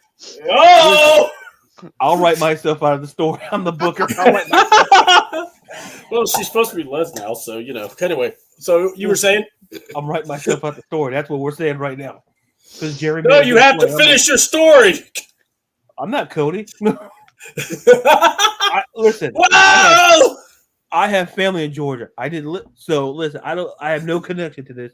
I'll go I'll go to the Florida Georgia line. This ends now. You're cruising. Adrenaline. How'd you get those speakers? Don't worry about it. Freeze stop! I'm out of control. Wait, is that Grady Jarrett? Yeah. He owed me a favor. Yeah. Remember that guy you remember that guy you saw the picture of George? Yeah, that's my cousin. I didn't want to reveal it, but there is. So you thought there was two? You thought there was one of me? There's two of me, which is double scary for you. And when Berto sent that picture out, I started laughing. I was like, bro. I'm like, first of all, Berto, I'm offended. But first, I appreciate what you did, but I'm offended. I'm like, just because we all have a beard, I'm like, I took my glasses off for what? A half an hour to hang out with people does not mean that was me. These glasses are the real thing. I'll be like Velma without these things. I wouldn't make it down to the kitchen. I'd be somewhere in somebody else's kitchen walking in. Who the hell are you guys? Oh, sorry. My house was down the road. Sorry, guys. Oh, remember, guys, vote. Okay, now I can leave. But going back to the CW, the first episodes on the CW. Listen, they did a great job. They understand it's network. So when you're doing network stuff, you book, you book a little differently to a certain degree. Getting CM Punk involved in the match with Ethan Page and Trick Williams was smart. And then, but to me, having Randy Orton face Javon Evans, let me tell you something. I put it out on Twitter. If you didn't believe that Javon Evans is going to be a superstar, watch that match. Because, and you saw at the end of the match how Randy, listen, when you fight, here, what Javon Evans, there's bigger matches down the road, but for right now, that's the biggest match he's ever had. That was his WrestleMania moment right now. Exactly. That's the biggest match he's had, given the connection that he had with. I said it hit different. And it was like, well, I don't expect him to win, but it's how Javon went in that ring and how he looked. And listen, this is something Chris Jericho could learn.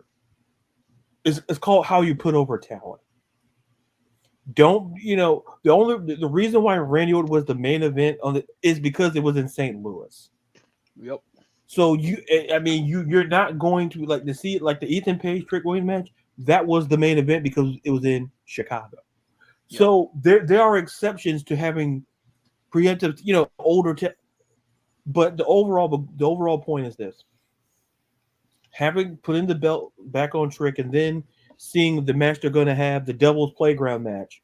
I'm very curious to see how that goes because I like the concept of them bringing back the wheel. I think it's it's not like the same. We're going to get the same androgynous matches. But this is what makes NXT so great is that this is the model that you should follow is have that veteran talent and get that youth because listen, as much as Wesley, I'm curious to see what they're going to do with Wesley now.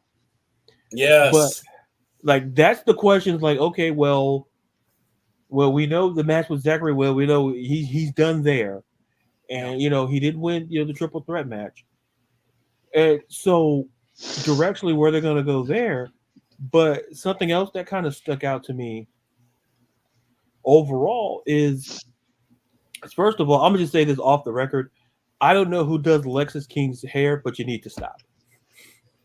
Whoever's doing his beard needs to stop. He needs to grow his fucking beard out. Yeah. Shave the motherfucker off. Because here's the thing. I'm offended, and I shouldn't feel offended.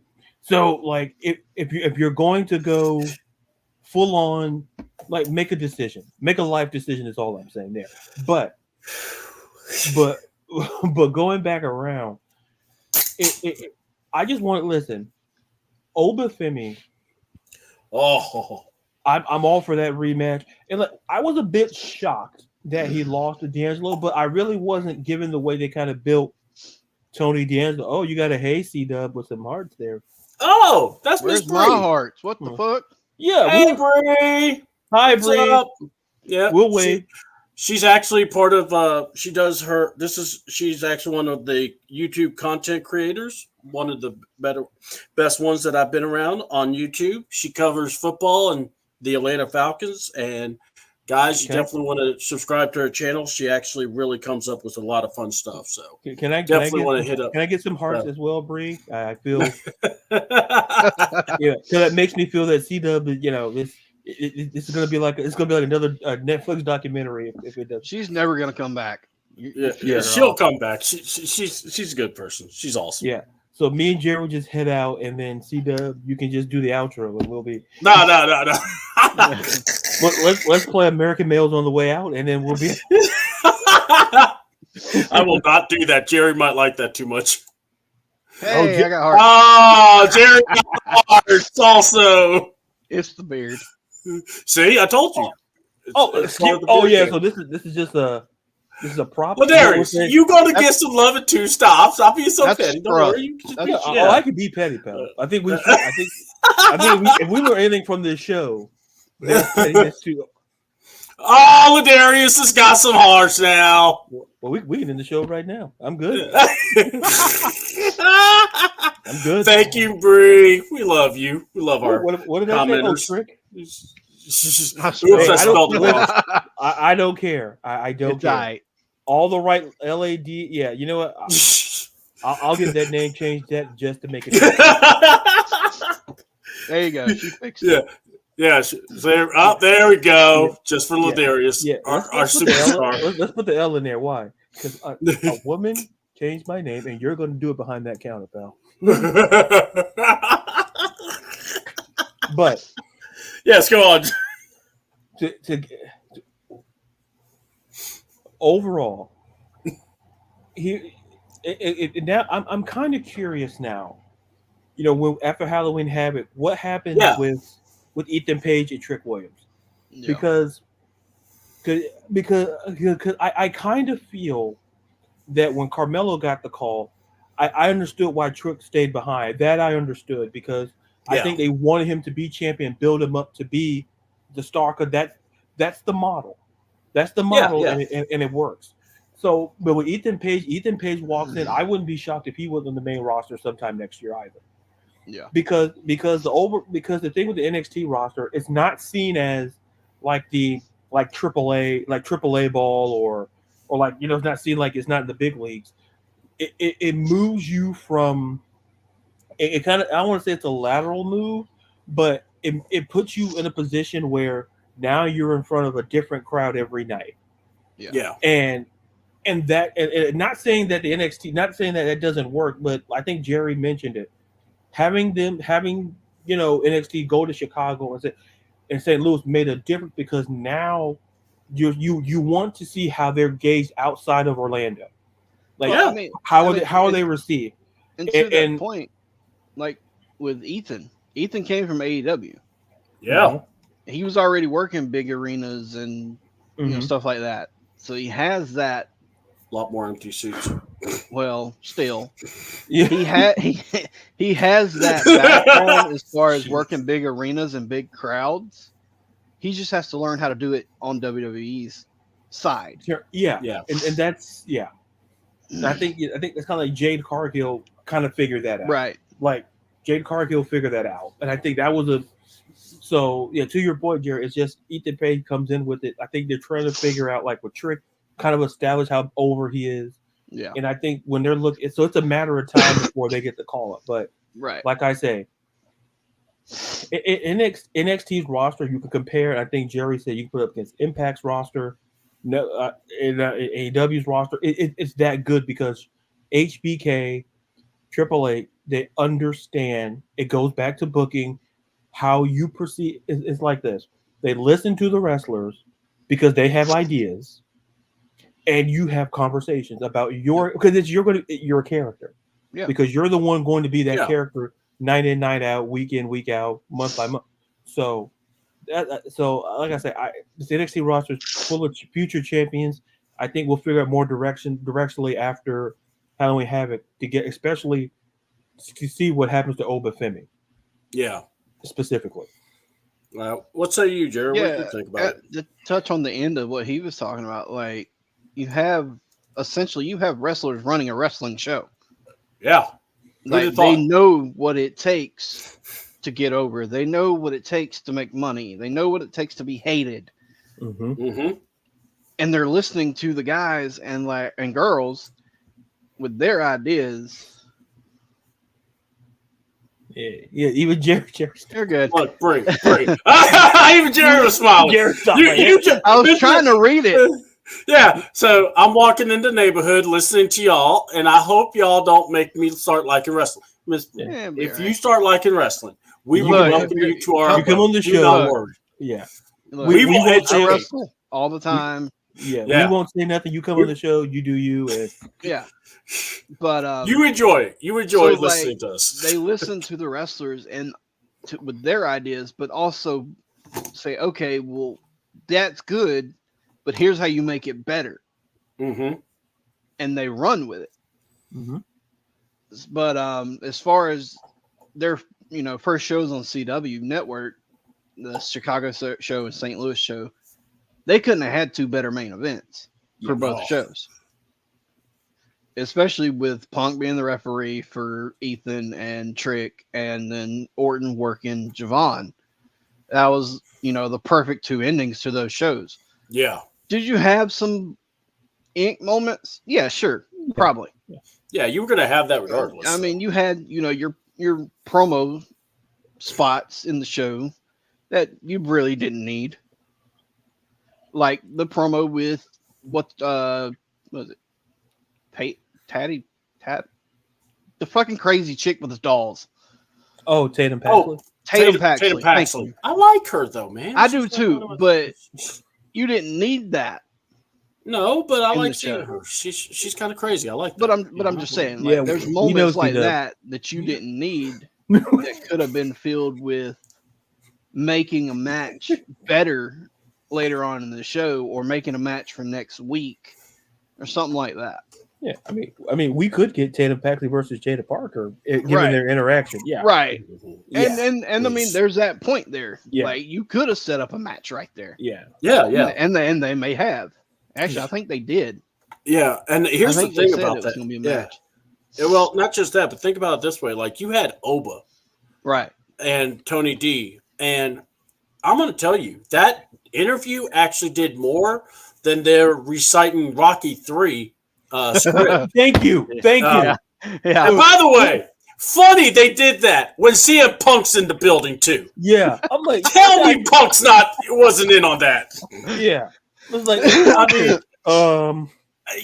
I got to go here. Punk has become more just down to earth more than he has ever been when he was in AEW. Yeah. So it's like, I love that. I thought that was hilarious. It's like he's a whole different person. Yeah. Oh God, yes. And I mean, the video clip that I reposted was the of the Punk dressing up like Shawn Michaels as the referee. Yeah, and Hunter's that going, was fucking hilarious. Yeah, I think it looks good to me, brother. And then he's like, "No, you didn't wear that." It's like the hat. Yeah, let's go. Yeah, like that was perfect, and I fully 100% wanted Punk to come out like that. Oh, me too. I was like, let's do it. I don't care. Come out with the shorty shorts, fucking biker shorts and cut off and the gauze. Yeah. And the gauze. And Tony Atlas sitting watching. He grabbed me by the. How'd you get back in Gorilla? Tony, how'd you get back here? Why are you wearing that same shirt from that documentary? It's my good shirt. Yeah. It's what's your back touching shirt? That was your back. You know what? You need Tony Atlas as a GM of something. Just let him be in charge of something, just so he can be like, let me tell you a story. Yeah. Let me tell you. He's business. Who am I gonna go to? The thing, I'm like, he grabbed me by the. I could look at any birds after that. I'm like, I'll go Woody Woodpecker. I'm like, come on. So, all right, hold on. Let's go correct course here, because I'm loving this the way he's going. All right, Jerry, you were not with us when we talked about the Vince McMahon thing. You had some stuff going on. Yeah. So we talked about it. What were your thoughts on the documentary? So overall, I thought the documentary was done well. Mm-hmm. Which, I mean, yeah, there was some repeats of stuff that people already knew, and then there was stuff that you didn't know so much about. But I was stunned they brought up Ashley Massaro. Yeah, I'm surprised they mentioned Benoit. Yeah, too. Or the Ring Boys. Yeah, I'm like, boy, they're going there. Like they're going. Which, don't get me wrong, I loved it. I loved that they pulled that curtain back and was like, here's shit we don't normally talk about. Yeah. But yeah, overall, it was a good documentary. There's some stuff that, like I said, could have been left out that people already knew. Yeah, mm-hmm. Like the pecker part need to be. Or I have I have two minds. One's thinking one thing, one thinking the other. What's the third? Having a lot of fun. Involves sex. Yeah, that is one thing that could have been left the fuck out. So I did not need to think about a 70-year-old man having sex. First of all, what do you Hold have? Yeah. But the crazy part about it is during that time of the interviews, he was doing that chick Grant. Right. And I'm going, oh, you a freak. Yeah. Oh, you straight freaky. And I knew, like, when I got to almost to like the end of it, I was like, he's not going to be on the last episode. Nope. Yeah, he wasn't. He's like, nah, I'm good. And then I got to the last episode, and I was like, I fucking knew it. And then they put on the screen after the last. It's like a half hour in, and it's like he moves. It's like you never returned since. It's like I'm just going to my car. And honestly, I wish they would have asked him just to see what he said. Yeah, honest to God, I think they would have, but the problem was he left. I know. Yeah, because that's when it started coming down. Yeah. So, but yeah, I mean, I like the backstory of how he got the promotion, which a lot of that, like I said, I knew already. Mm-hmm. But there was some earlier stuff before he actually took over that I didn't know. Yeah. Or they didn't mention he would show up to TV stations to bribe them not to air the local and just show his stuff. Yeah. You know, so with his suitcase of money. Yeah. Or Pat Patterson, he threatened. Well, like my biggest thing is when they started touching base on the whole territory stuff and Eric poaching talent, and they're like, isn't that what you did when you were shutting? I love that. Yes. He was like, well, you might call me a hypocrite. Yeah, that's exactly what we're calling you. Like, that's exactly the definition of a hypocrite is. Fucking moron. Dictionary from my office to show you. He's like, you might think I'm a hypocrite, but the way I see it, look here, pal. We know you're a hypocrite. But here's something. Yeah, go ahead. I mean, but here's something else that got me is when they interviewed Stephanie McMahon, and with the whole Mike Tyson thing. Yeah, and she didn't know that he had already been arrested for. Yeah. And I don't put that on Stephanie because I'm assuming she did. I legit assume she didn't know. Right. Well, at that time, she didn't have a say. Right. Yeah. Exactly. And also remember, she probably at that age was listening to her dad. Dad's like, "Hey, Mike is good. Don't worry about Mike," and never brought that up. So when she said it, I'm like, I understand why she wouldn't have known because, Vince was like, "Oh, he's the baddest man on the planet. He's gonna be all right, and he's gonna do great. He's second bad to me." Excuse me, I gotta go back to my computer. that was a good storyline, regardless of Mike. Oh God, yes. The Mike Tyson thing him doing the DX thing. It felt a little fast, but other than that, Well, but think about it. It actually was good because it actually built suspension of belief of what was actually going to happen. Because no one actually, even though you saw in the match that Sean's back was just fucked, but it was then you saw Mike, that involvement with Mike bringing up and being able to go, okay, this is what built that story, and it helped. And I gotta go here, man. Mike Tyson is just as valuable as Sean and Stone Cold in that whole build. Yeah. So I'm going to kick your head. Yeah. Oh God, Mike Tyson. And I mean, between his voice and Abdullah the Butcher's voice. Yeah. Oh my God. If Celebrity Deathmatch was still around, they should have done Abdul the Butcher versus Mike Tyson. I would love to have seen those claymations of those guys. Oh, man. That was some great entertainment. I eat the children. I eat the heart.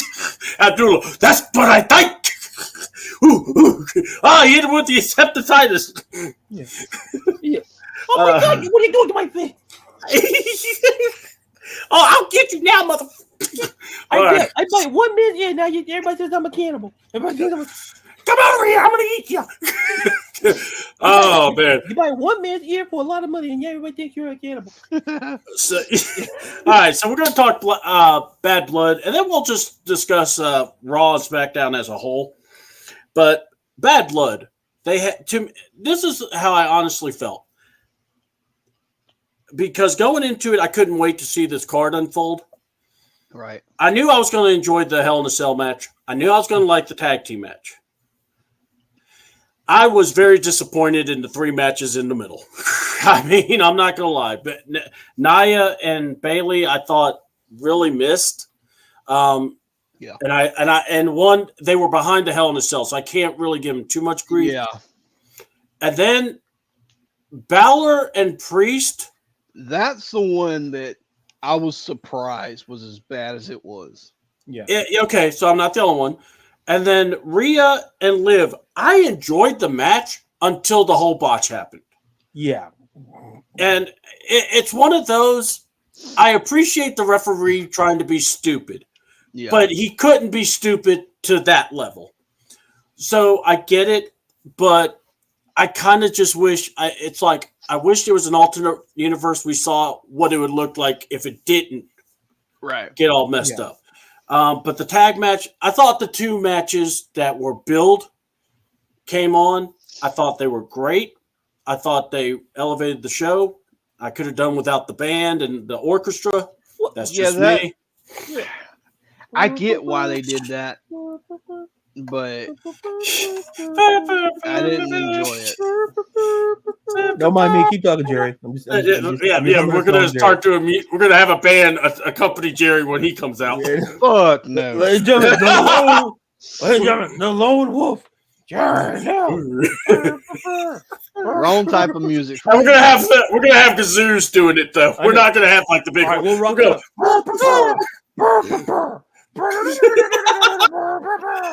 Jerry, we got you. We're gonna be your kazoo power. Yeah. The power of the kazoo. How'd you the lead singer from Disturbed? Well, he actually, we go to the same doctor.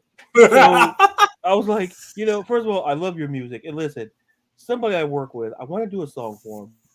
And I know you specialize. I know you've been at this for decades. If you were able, if I show you a picture of him, show you the name, could you get me a song? Oh yeah, sure. He walks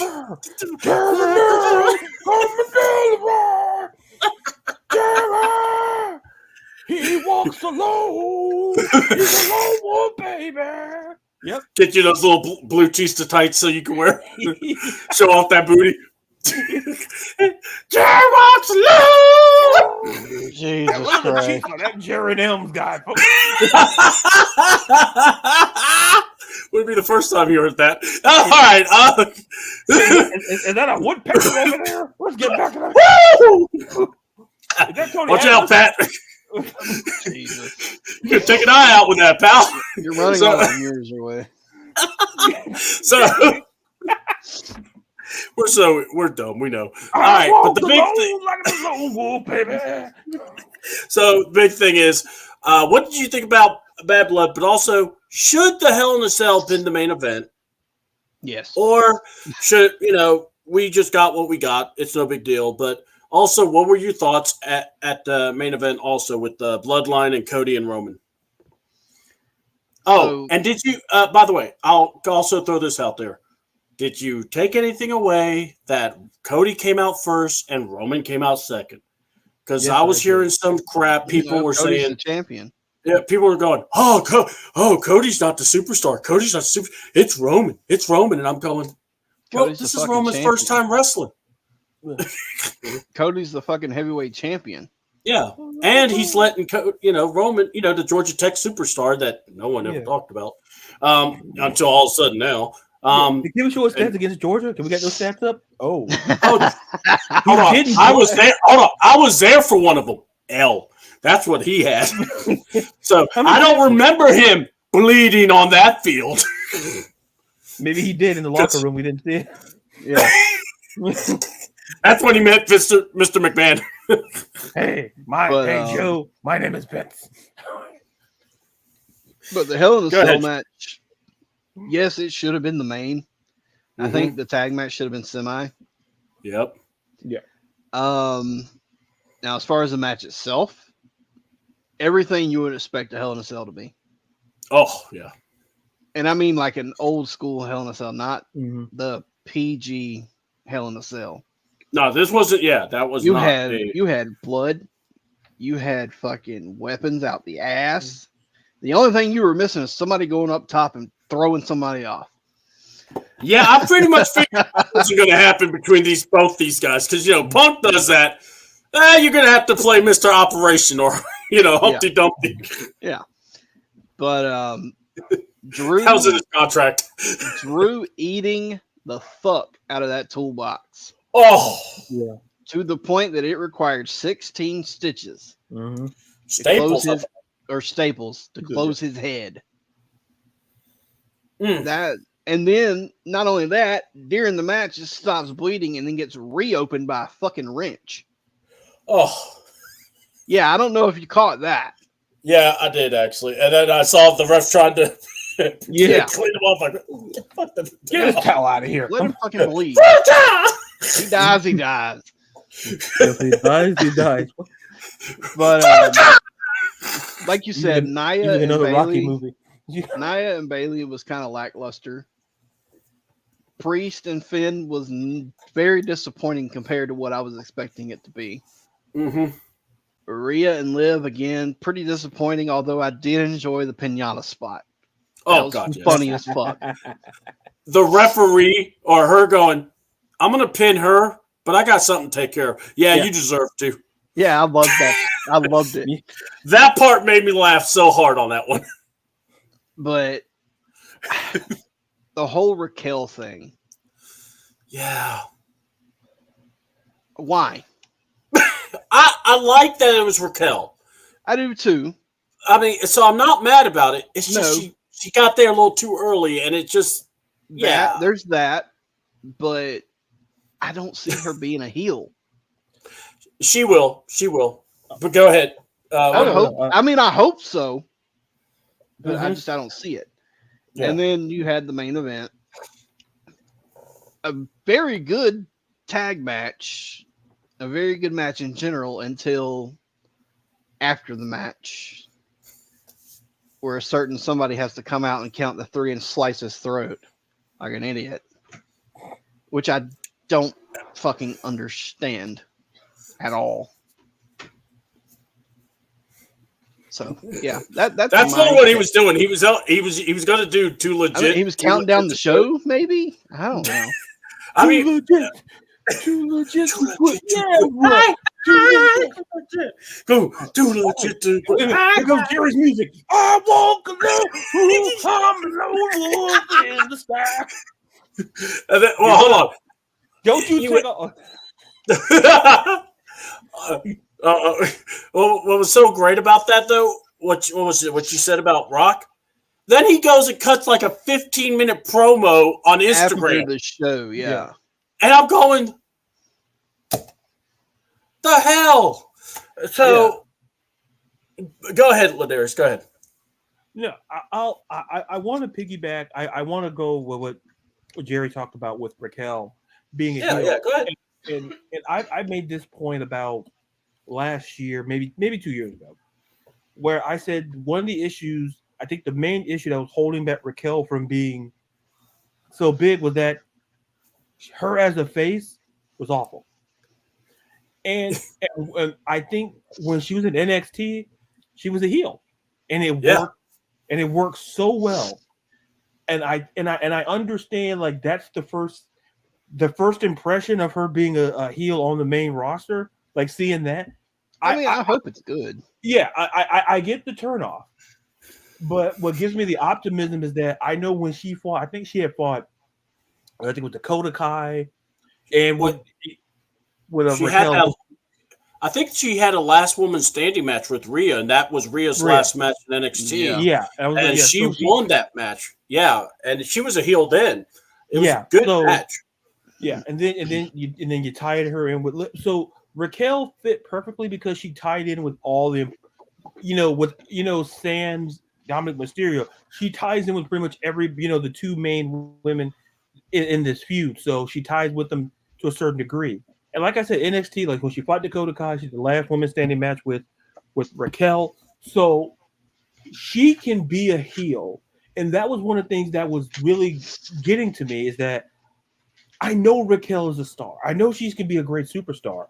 I just think, and I think we talked about this, Jerry, about the face and heel concept, about when you make the move to do it. And like I say, not an exact science like booking, But when I see Raquel, and you give it a couple of months, if the face thing ain't working, go back to what she did at NXT. Well, I think I would have liked it better if they would have did it differently.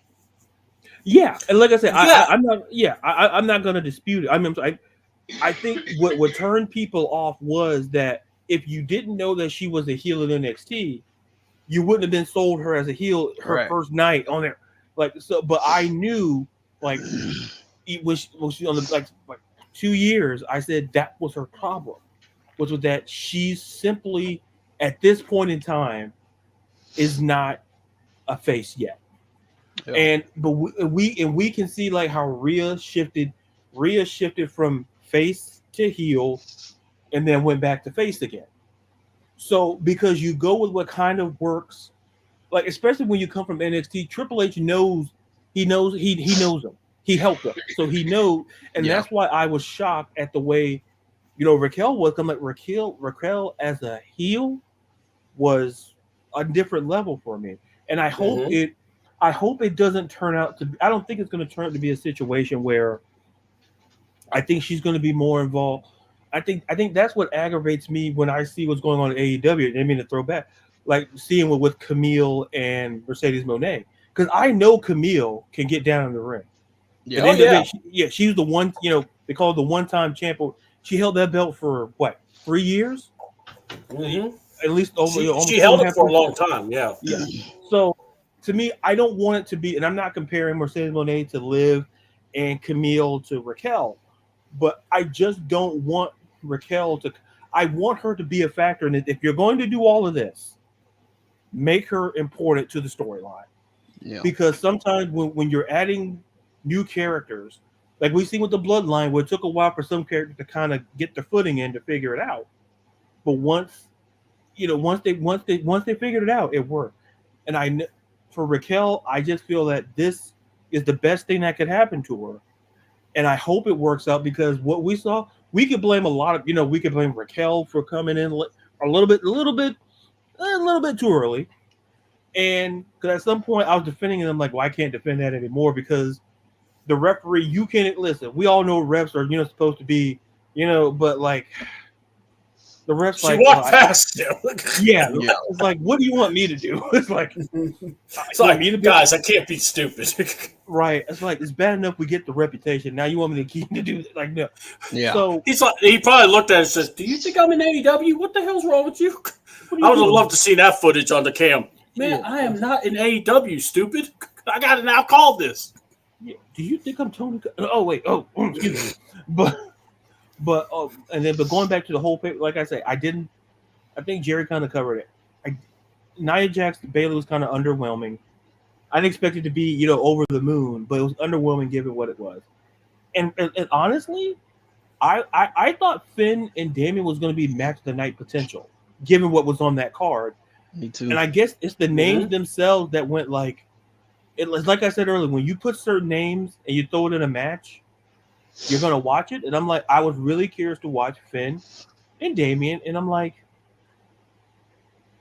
it just played into a lot of stuff I didn't like, and I'm like, it was underwhelming given what those two I know are capable of doing. Their former world champ,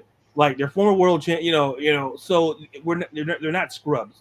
And I guess that's why I was disappointed in that. As for the tag match, like, look, for what it was worth, it was a good match. With Cody and Roman. Mm-hmm. And I think that's where the Hell in a Cell match. Listen, storytelling is beautiful when you put it out in the ring. Yeah, like when people knock blood. To me, my argument's always this. It comes down to, and people understand, it's a generational thing. Yeah. Because sometimes you can tell when it's uber obvious, where you're just putting blood on there just to get ratings, and you can tell what the blood is there to tell a story. And the CM Punk and Drew McIntyre, that was storytelling. Like, these two dudes don't like each other. I didn't expect them to come out with clean, and I expected. What to me, what over the top was, like, when I saw that toolbox, I'm like, first of all, I didn't know toolboxes could fly. I learned something new that day, and and it's like it flew in the air, and Drew ate it like a. Yeah. I was like, oh Jesus. Well, like my thing with the blood, you get a lot of people, like you said, it's a generational thing, but that match with the blood, it made me feel like an old school, like 80s grudge match. Yeah. Yes. Big blow off, like Dusty and Flair in the cage. Yeah. And they both said they were going to make each other bleed too. I think that's what WWE needs to do as far as the blood goes. If they want to keep it, I'm okay with that, but I think it needs to be matches like that, the big blow off matches in a cage or whatever. Big dumpster match. Yeah, dumpster match. I mean, Mick Foley and Terry Funk. Yeah. New Age Outlaws. That's all I'm saying. I'm just saying Chelsea Green. Jesus Christ. I knew when he said dumpster, I automatically knew he was going Chelsea. Speaking of Chelsea, sidetrack 1 second. So, Bully Ray showed up at GCW Saturday night for their Art of War Games cage match. He was the fourth man on Matt Cardona's team. He was their mystery partner. They put Joey Janela to a flaming table. Well, Sunday he cut a promo saying that Joey Janela was almost as hot as his hot ass wife Chelsea Green.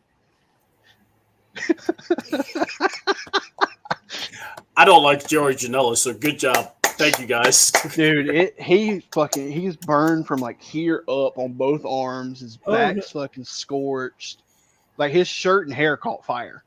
Oh God. Like he was engulfed. He was engulfed in fire. Huh? Sucks to be him. Like almost. No, we kind of started the fire.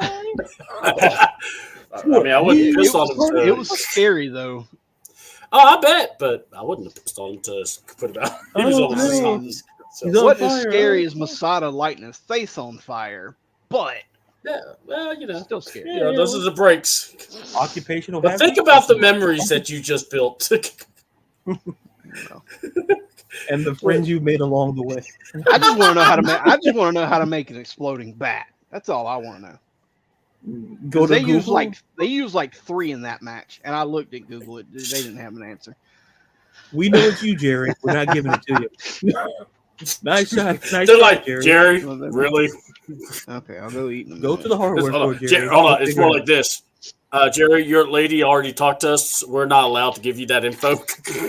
Yeah, she knows I want to make an exploding bat. She talked to Google. She talked to us. And she's like, find out how to do it. Yep. What do we got? You got anything special? I told you when I said I want to learn how to make them. See, she's saying no.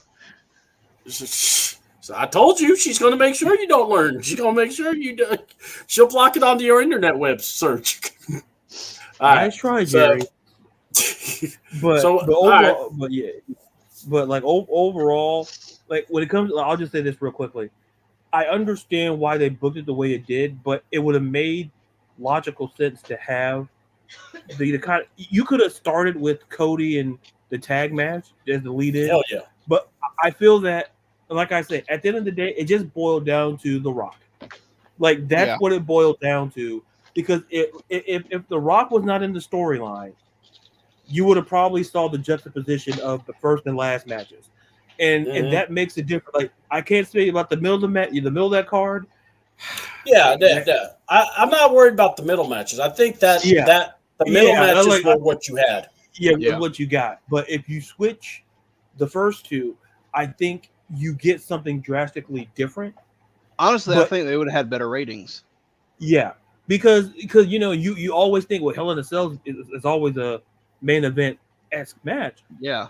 But, given the pieces that are in the whole bloodline, The Rock being there, teaching us how to count, which is great. Because I thought the count did that, but I guess and then it's like he was like, I'm like, as long as he didn't bring up Georgia Tech, I'm like, we were good. Yeah, amen to that. I mean, now I will say I thought the Hell in a Cell was just perfect. I mean, great way to end it. What's up, Shauna? And she called her alarms out. Yeah, I hear that. So you got that. You also have Punk and McIntyre just killing themselves in that match, but that was just amazing. The 3 matches, it happens. You think, like Ladarius said, you think you got a good lineup, and you go, we can't miss. And you put it on the ring in actuality. It can happen. So, it looked good on paper. Yeah, on paper it looked great. Now we should have put, Gunther and Sammy in the match, maybe, in that show. But or Jay and Braun. Jay and Braun. I mean, Sheamus and, Pete Dunne. I mean, but I look at it and I just go, it was a good show. I like that Jimmy got a spotlight, though. Jimmy Uso. That was something that a lot of us haven't really talked about. But now on SmackDown, Roman is pretty much praising Jimmy or, talking and stuff. Didn't mention The Rock, by the way. And by the way, no one is supposed to also mention Kevin Owens and the attack that happened at the side of the before the press conference. This is interesting. I like it because it's different. Yeah, I love the audio people when they were filming it going, Kevin, no! Come on, Kevin! Like Kevin's going to look up and go, you're right. I need to stop beating this man's ass. Right. Thank you, random person. That would random bystander with the cell phone? For videotaping this. I appreciate you being nosy. So, you have that. And then on SmackDown, Jimmy brings up, we need help. And then the crowd's going, yeet, yeet. We all know what that means. And we all know Roman finally does the no yeet. Yeah. And I love that they got beat up. And I love at the end of it, you saw the whole, we need them. We need help.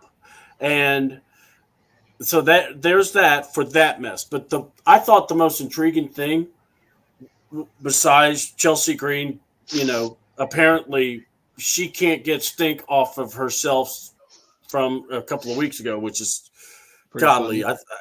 It's funny, but I kind of look at it like, come on, guys, can we please? Because I like Chelsea. I actually do. And she can actually work really well. And she does amazing work. I mean, I really appreciated her, especially in that dumpster match. I liked her the way it went. But and I love the whole, my cake stinks. It's like, no, it's Chelsea Green. I mean, and of course, Nick Aldis, when he's like, oh, that stunk. Need to, all right, I'm done with the puns. But you had that. But the big thing that really got people invested is the Kevin Owens thing. Yeah. He comes out in a Dusty Rhodes shirt. I did not miss that. I thought that was kind of cool. He's trying to plead his case. The mics get cut off. They're trying to censor him, bring in security. Cody's ready for a fight. Yeah. Yep. So apparently, even though nothing happened, Cody thinks something happened. Yeah. I mean, he should know because he's the one that got beat up. But anyway, he's the one that got his ass whooped. Yeah. And then not just him but he wants some fight. Randy, Mr. Calm, Cool, and Collective, I got this. Yeah. We family. And he ends up punching Kevin in the mouth. It is Randy Orton. He has that ITP, intermittent, danger syndrome. Well, and then they show video later on, or Nick Aldis apparently has Spider-Man senses because in the midst of yapping with the tag teams, and by the way, it looks like we're getting Detroit Motor City Machine Guns. Machine Guns. Yes. Yeah. So y'all definitely want to comment about it. Yeah. If you want to comment about it, we're definitely going to let y'all say that. But Kevin Owens and Randy Orton now were fighting, or Kevin Owens beating up Randy after kind of sucker punching him and laying him out. But what do you guys think about it? To me, SmackDown kind of elevated more than Raw. Yeah. And I think Raw's trying to figure out how to do a Raw show in 2 hours. Yeah. Because that first one was bad. The second one was better, but it was a tape show. So, I want to see how they do next week or this coming week. But what did y'all think? And then we'll discuss Raw after what you tell me what you think of SmackDown. So Jerry and then Ladarius or whoever wants to go. So I'm really only going to touch on the Kevin Owens thing. What Exactly. it feels like is they're trying to push him towards the title, which I wouldn't mind seeing that. Because heel Kevin Owens too. Yeah, he never got the title. He never got his rematch. He never, all this other BS. Well, no, he did get a rematch. Yeah, Cody gave him a match. I forgot about that. Yeah, but it's interesting to see Kevin being a heel, Cody going after Cody. So somebody followed me on Twitch. Oh, thanks for following. I don't know who it was because my stuff hasn't. SKAI has said or SK. No, that's something else. That's not who followed me. Right. Thanks for being a stalker for Jerry. Just Jace Gaming just said hello. Yeah, I can read. And then some other Moonlit Blair's like, I can read. I've got it goblin, on my phone. goblin. Oh, did Jerry say he wanted his theme music? Okay. All right. No. How are y'all? What's up, guys? They want to talk to all of us, not just you, Jerry. Are you sure you can read? Yes, I can read. I mean, look, who you are. Look, Shauna does have, the pre-K books to read to him at times. But yeah, quit telling my secrets. If you have coloring books, that's even better. Yeah, man. I mean, it teaches you discipline because it tells you to stay in the line.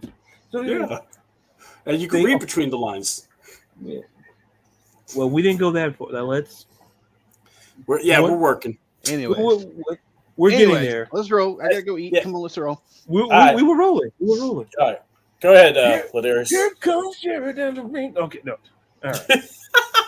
You'll love that song, Jerry. Once it's done, dude, we're gonna have this new theme music for you. It's gonna be on point. It'll be the new intro. And the outfit I'm gonna bring it with, fantastic. I can't say, but I gotta make a call to somebody named. The initials are SR. That's all I can say. Wrestling. Now, it's not Steve Rosenblum. Now, oh God. So going back, what they're doing, I'm with Jerry. I think they're, to me, heel Kevin has always slightly been more the path I've liked toward face Kevin. Mm-hmm. But the dynamic now of Randy Orton, like punching Randy in the, punching KO in the jaw, that was interesting. Because I wouldn't be shocked if we get something between those two. Because, like, when you look at Randy, especially this run, especially his involvement, he's been like the cool, calm, collected guy. Yeah. And, he took it personal. And listen, you don't punch a viper. That's not only Randy Orton, that's just in nature. Okay? Don't Larry would know too. Don't go thinking, he's a viper, I'm a person. Listen. Stop. Listen. If you watch Animal Planet, you watch Discovery, National Geographic. Listen. Yeah, they don't show you the part about what happens to you. They just show you what happens. They show the viper, they show the person. There's a reason why they don't show the rest. Because they're not trying to get sued. They're not trying to give up some of that. They're not trying to go after Disney Plus money. So Mickey Mouse said, "You're not touching my money. You cut it off. Oh boy. You think I made money around here? Minnie Mouse is in my pockets. Donald Duck just shows up whenever he wants to. And Goofy, don't get me started on him. Now, he thinks the Goofy movie he thinks they're making a sequel. We had to tell him no numerous times. Hey, that Goofy movie was good, man. We told him Max said no. We told we could bring Powerline, but that's it. We still gotta pay Powerline. So what do we? Oh, but anyway. Yeah, we gotta feed Jerry. Remember that. Yeah, I'm starting to get hangry over here. Well, he ate a sandwich. I don't know why you're yelling at me, Jerry. You need to yell at him first. This guy ate a whole BLT in front of America, and so I'm not saying I'm diabetic. If I didn't, I was going to be on the floor. I don't think people wanted to see that. He would die. We know, but it's just the way you ate that sandwich. It was like, now how am I gonna get a sandwich? Now, but Go to the kitchen and make one. you know what, Jerry? Ladarius, I will make you some food next time you come over. You know what, Jerry? I did not think of that, Jerry. Thank you. You're welcome. Let me just add Jerry to the list. All right. You're gonna need more than a list, brother. Oh, don't worry.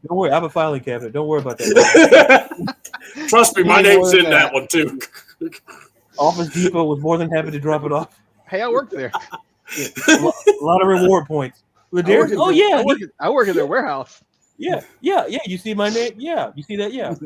Yeah, just go and put your file already in there. You'll save me some time. Right. So, but to close out the point, I think what's interesting and where they go directionally with it, it's going to be, because to me, Randy Orton is now a factor, because now he was always like out of the, I understand why Kevin Owens did what he did to Cody. I get that, because how can you tag with someone who literally antagonize? Yeah, I get that. Yeah. That part. So, but the part is, how does Randy Orton kind of play into it? So I'm kind of curious to see how that plays. And as for Raw in 2 hours, all I'm going to say is this: they could have kept the third hour. I think they're trying to figure out how to book, because you're getting an extra hour to kind of do what you wanted to do. Now you take it away. It's not going to be a permanent thing. I don't believe it's going to come back. No. They're only doing this was because when the deal with Netflix, there was a time of space that they didn't have, and they were like, oh crap. So they got to with USA, right? They gave it to them, but they were like, but instead of 3, you're going to get 2, and they're like, okay, cool. But, yeah. So I think Raw and I think SmackDown. I think I said this. I said Raw is going to be okay, and I said that SmackDown is going to pull away because of the storylines are more the, and Raw is just trying to figure out how do we squeeze in all of this in 2 hours, and hopefully they'll figure it out. Yeah. So Raw. Here's my thing with Raw, so in Hell in a Cell or Bad Blood. I keep getting mixed up with the names. Okay. Close enough. Triple H had this amazing announcement, aka a meaningless title for the crown jewel. So stupid. So that just tells you what we're looking for at this period. A fugly looking belt. That's all I got. It's fugly. I don't even want to. Anyway. It's all these carrots. Yeah, that title belt was so ugly. Oh yeah, it was, and it's all like I was like, "Where's the green belt?" You know what? I want Braun Strowman's green belt, and I want Nia to fight for it. It at least looked better than the other one. Yeah, so November 2nd, Crown Jewel. It's going to be Gunther, Cody. It'll be Nia, Liv, potentially. Now, here's what all I'm going to say. I could care less. And my thing is this. So I'm not like holding them to trying to build me some intrigue to that. But I am intrigued by what's going on with what was it? Braun Breaker and Uso. And then not just that, we finally got some development with the Usos. Jimmy was there to talk to Jay. And now something that maybe a lot of people don't know. When they were over in SmackDown, wherever they were at, that was the location where Jimmy was and Jay. So Jay wasn't there. They had to splice a lot of stuff. So for backstage purposes, because of the UK tour they had. Yep. So I like it.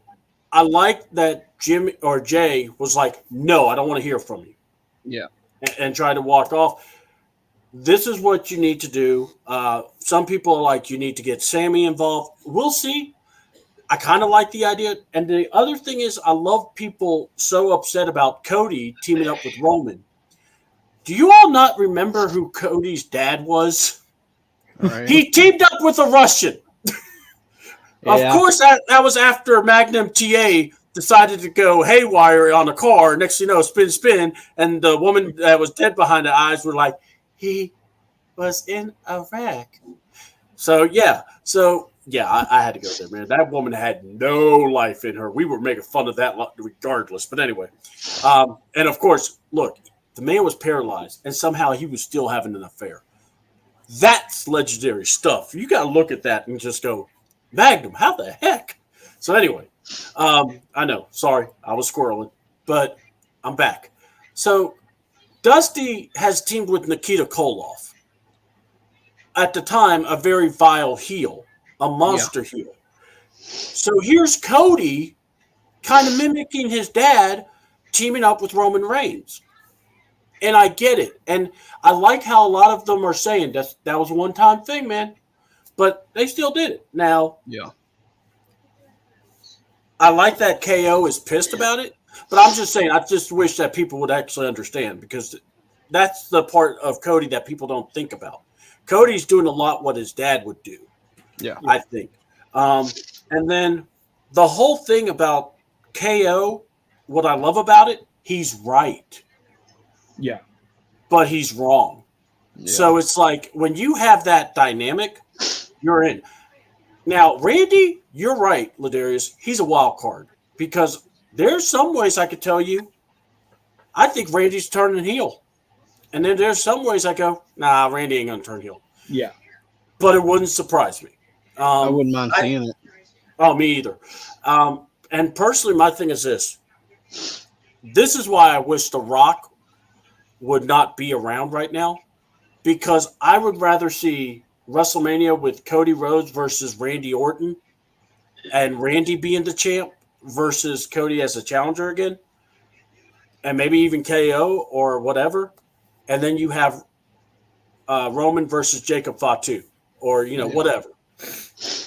And also, I know, what was it? I wanted to bring up this one. New Day's also being talked about with the way the split's looking like. We don't know what exactly is going to happen. I keep saying wait till November when it's 10 years anniversary. I believe Big E is going to be a big part of it. That's just my thing. You guys can tell me what you think. And what did you think about the War Raiders coming back? And by the way, if you haven't seen it online, find it. Rhea Ripley yelling at Tiffany Stratton, "Get up." And Tiffany yelling, "I'm trying." I mean, look, and all the Wednesday memes that we're seeing because of this. Tiffany Stratton and Rhea Ripley are a women's tag team that I never knew I needed in my life until now. I want them to win the titles. And I want them to win all the gold, personally. I really do. Because it's Tiffy time, it's golf time. You can have them both have a brutality time. It's Tiffy brutality.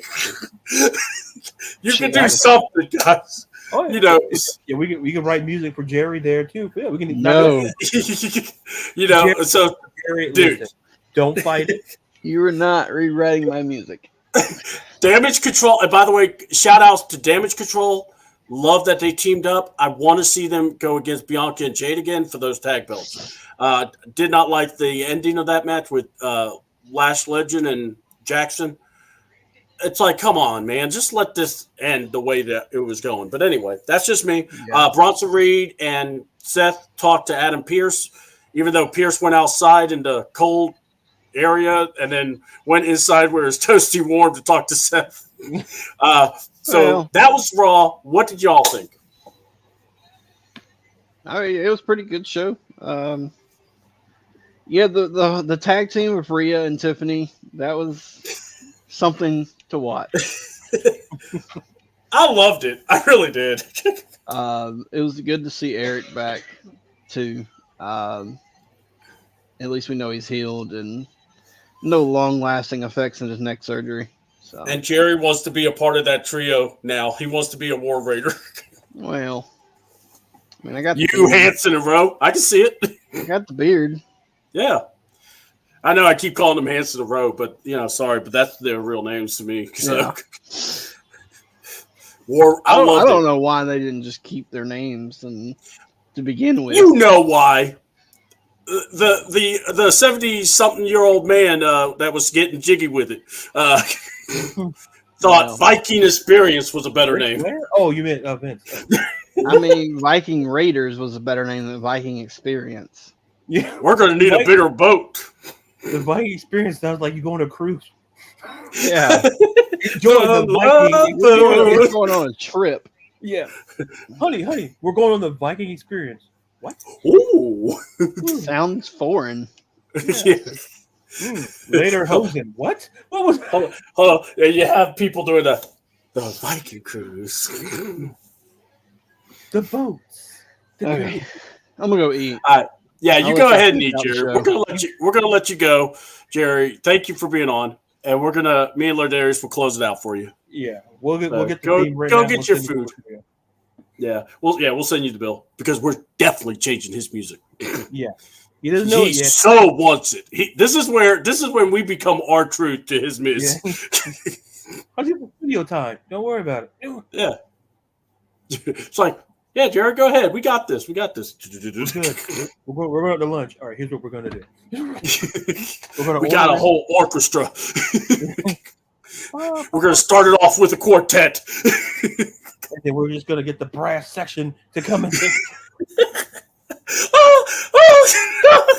The Undertaker's old attitude adjustment music. Where it's like at one point I thought Jim Johnston was on crack because he had so many instruments, and it's like, dude, you have way too much time on your hands. He was like, it's magic. He's like, I could use everything I have. Jim, is it done? You give me 2 more now. Give me an hour. I am making magic. I need more breath. Oh my god! All right. So, what did you think of Raw, though, for real? So, from everything we were talking about, I regret not running American Male. Now, he probably does sleep at night, going, "Damn, I could have made American Male more catchy." American Male, but no. I mean, I did Ass Man. I put a bass. I was gonna put a horn in there, but they said it was inappropriate. For some reason, this took it, and I didn't know where she went afterwards. I don't know. Anyway, it makes you wonder. Were you Pacino? Yeah. Al Pacino as Jim Johnston in the Jim Johnston autobiography movie. Undertaker. If I told you what I know. The darkness. I got it. Everybody give me some time. How much? 15 minutes. But what I I love that we can just laugh and have a good time about this because this is great. But I guess what I will say about Raw is I think it's interesting because I think now with the 2 hours, and they have good storylines there, but now losing that hour, I think it hurts Raw. And I think but like I said, with SmackDown, there's a lot more, so they can squeeze in and all that. But and they'll probably bring back Roman too, so that also helps too. So I just think with Raw, I just think they need some kind of infusion of something. And hopefully, maybe they'll figure out the two. Because like I said, it's not permanent. So, but I think for the time being, but in terms of when we talk about the overall show, to me, the whole Braun thing, like when Braun was like, "Oh, Braun's going to be a face," and Braun said, "No, I don't think I will." And then he comes in and then just attacks Jay. He pulled like that Captain America, like the old mates, like, "No, I don't think I will." So and it goes out and attacks Jay. And to me, and people are going to be like, here's the thing. Nobody said how long Jay was going to be champion. Like, let's be clear. Exactly. People were upset, like, oh, this is going to ruin Braun. If anything, it helps Braun because, like I always say, you don't need a belt to be dominant. Like I said, case in point, Bronson Reed is go out there attacking dudes, and he hasn't held a single title in the company. So I think how they book and go about that, I think they'll get it right with Braun and Jay, because like I said, the whole thing with Jay and Jimmy, and it's funny because somebody put it to like some 90s sitcom music, like the show like Moesha, like the show like the music. I saw that. Oh my god, I laughed. And I'm like, I never knew how perfect that was especially when Jay walks in.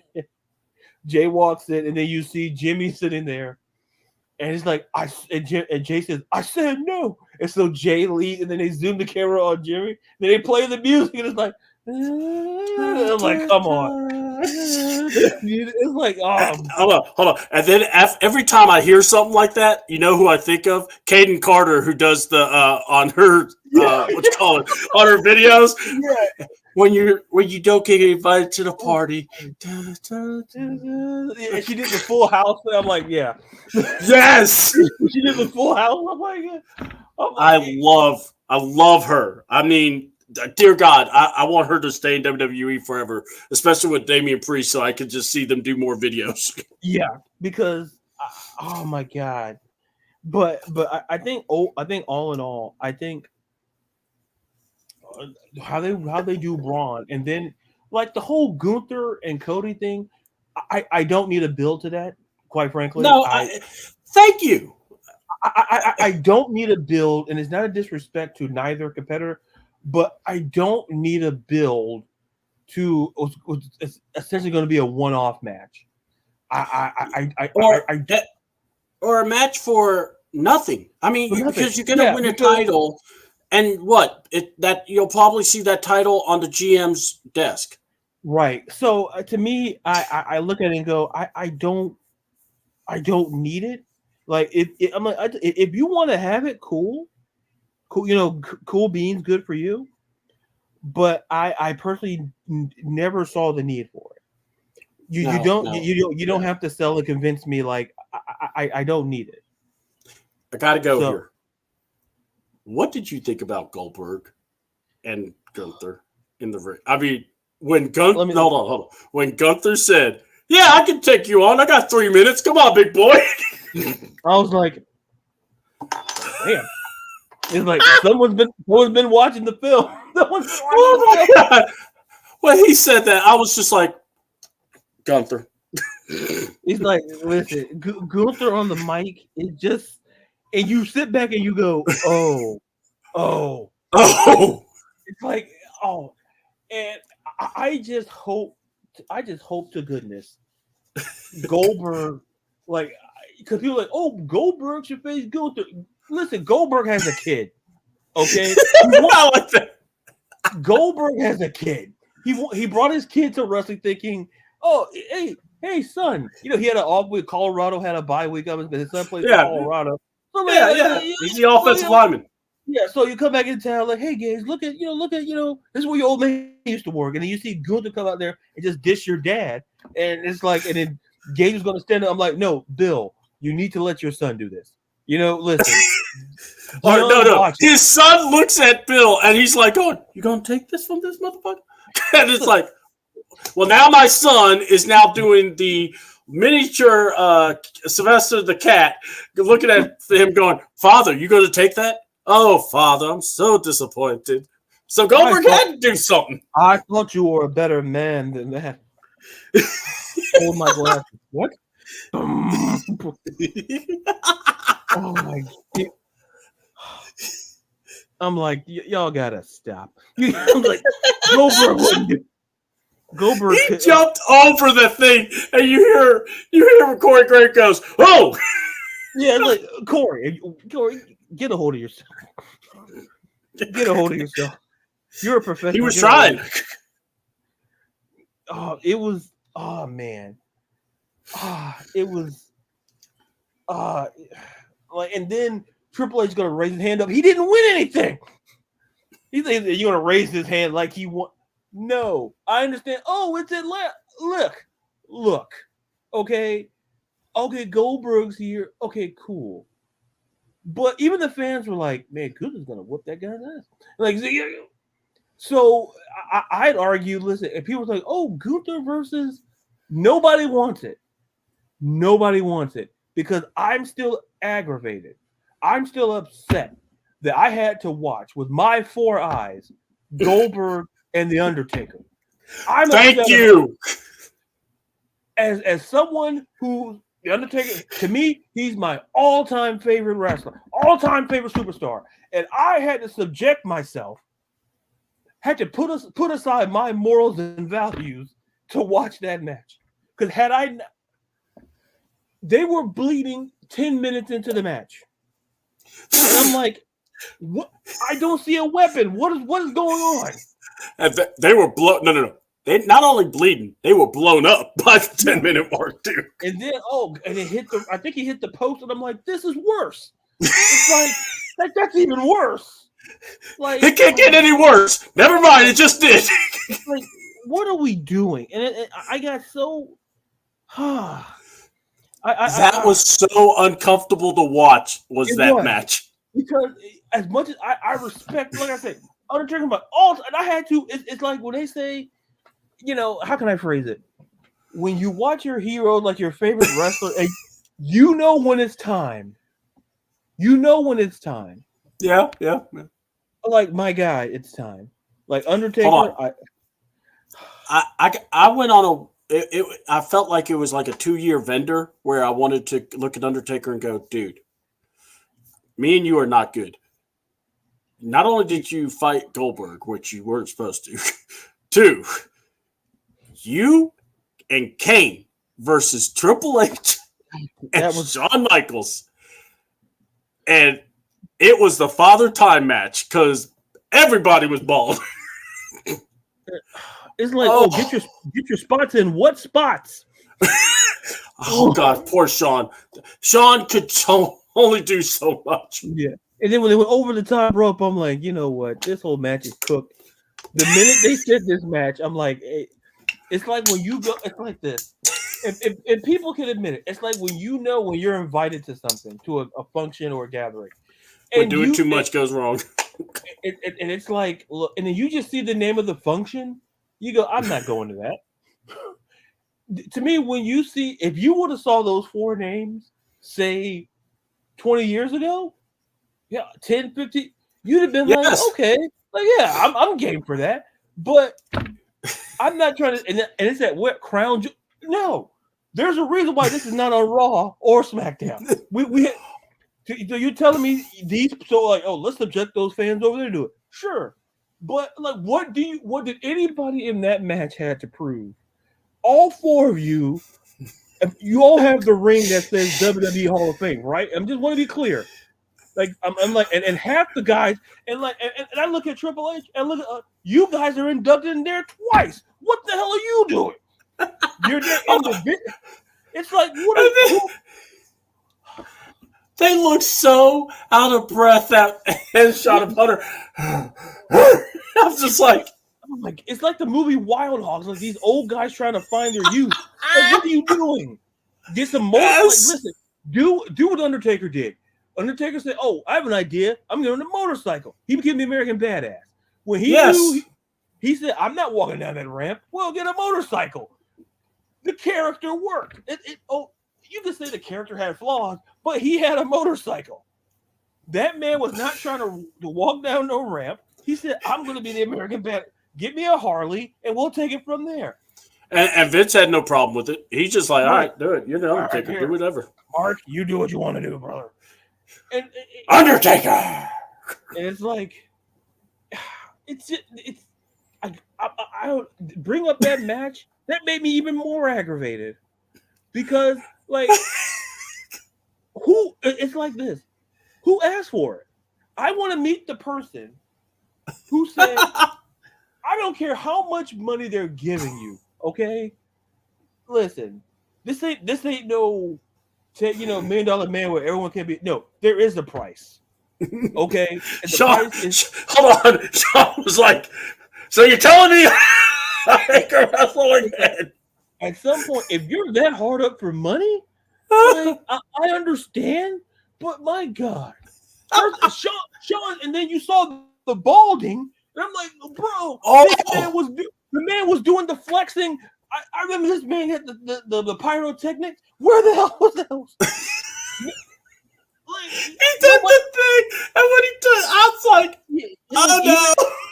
There's a reason why he's wearing a cowboy hat today. There's a reason. He saw himself he saw someone said, I can never leave my house. My wife will never let me leave my house without a hat. And now you see him running NXT. Notice he always has a cowboy hat on. Not just that, but somebody showed a picture of him. He looked like the guy from GTA with the balding spot and everything. And Yeah, he blocked that person. Yeah, so look. All he's missing was the Hawaiian shirt. And I'm like, yeah, that's the GTA guy. Yeah. Oh, my God. So Goldberg, and look, I don't want to see Goldberg and Gunther. If we did see it, it better be a squash, and it better be Gunther squash. No. That's all I say. If you want that match, here's what you do, folks. If you want that match, y'all pay for it. Because I'm not doing nothing.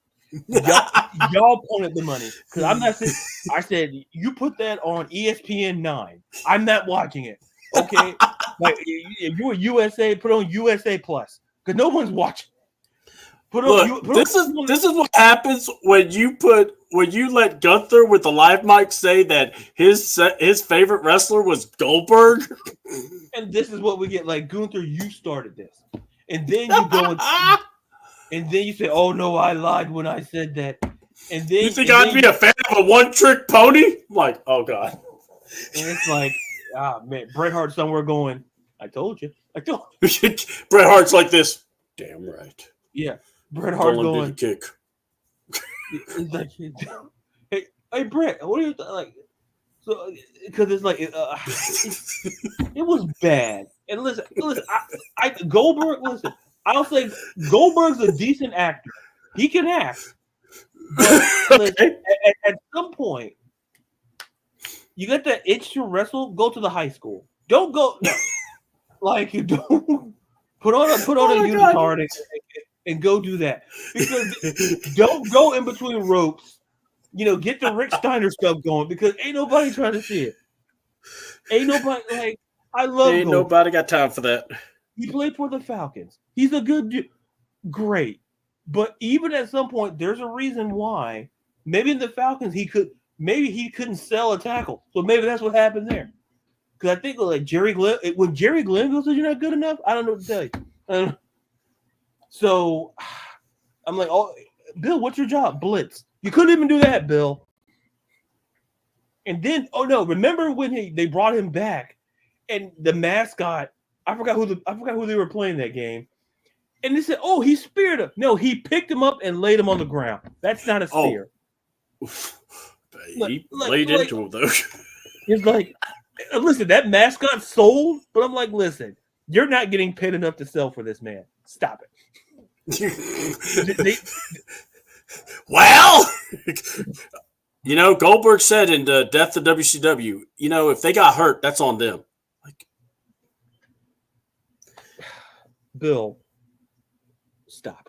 Like, look, Gunther, you're the one hurting the people, but you're telling the people, hey, you're saying it's an occupational hazard? No, it's not. Because you're the occupational hazard. When they see you on the card, they're going, I'm not fighting this man. I'm like, William Regal fought me stiff. I understand why he did it. Because Regal said he fought him stiff. You go back and you watch him, Regal and Goldberg, like it was like during that run on that streak. And it's like, if you watch it, that match was so stiff. And then when Regal talked about it, I get it now. I get it. Because this is the same man. Hey, how do we take out Goldberg? I don't know. We'll tase him. Like we'll have Scott Hall dress as security. We don't know what Scott Hall like. I mean, that's a Kevin Nash thing right there. But also, I will say this. First of all, the chase is always better than someone being that dominant. But Goldberg, my thing is this. I just find it funny that, when Gunther, did what he was doing, it's like, dude, this is such a mismatch the other way now. Yeah. Because and by the way, William Regal, I'll bring this up. He made it very clear. If I had to, the person told me I had 15 minutes with Goldberg. So I made sure and gave him 15 minutes. He says, and I had to wrestle myself. Yeah. And you can watch and see, like, yeah. It's real propping this man up, and it's like 3 minutes feels like 2 minutes too long. So that's what I loved when Gunther said, "Yeah, I got 3 minutes for you." like, come on. Hey, and deep down inside, Goldberg was like, "It's not giving away my secrets." Hunter, no, I think deep down inside, Hunter's going, "Ain't that the truth?" What was that, Hunter? Well, let's talk about the game. Hold his hand. Give me your arm, Bill. Bill, Look at this fucking loser. Bill, you gave me a 2-minute match. What was that? Champion right here. Bill over. And then Braun in the back. Hold on. Back in the stage, Braun Breaker's going, "Yeah! He can only go 2 minutes. He can't go no 3. I'm a genetic freak." Can we get the protein shakes out of here, please? Yeah, this is getting scary, people. Yeah. By the way, that machine is not even on. So he's doing it all for manual force. So. Oh, God. So, all right. Let's see. Okay, cool. Now I'm trying to keep everything ready so when we get off, I can actually listen to AEW, see what the heck they opened with. So, all right. We're going to go ahead and run her out here. So there's no pay-per-views coming up this week, so that's good. Friday night, we'll see what they got unveiled for us.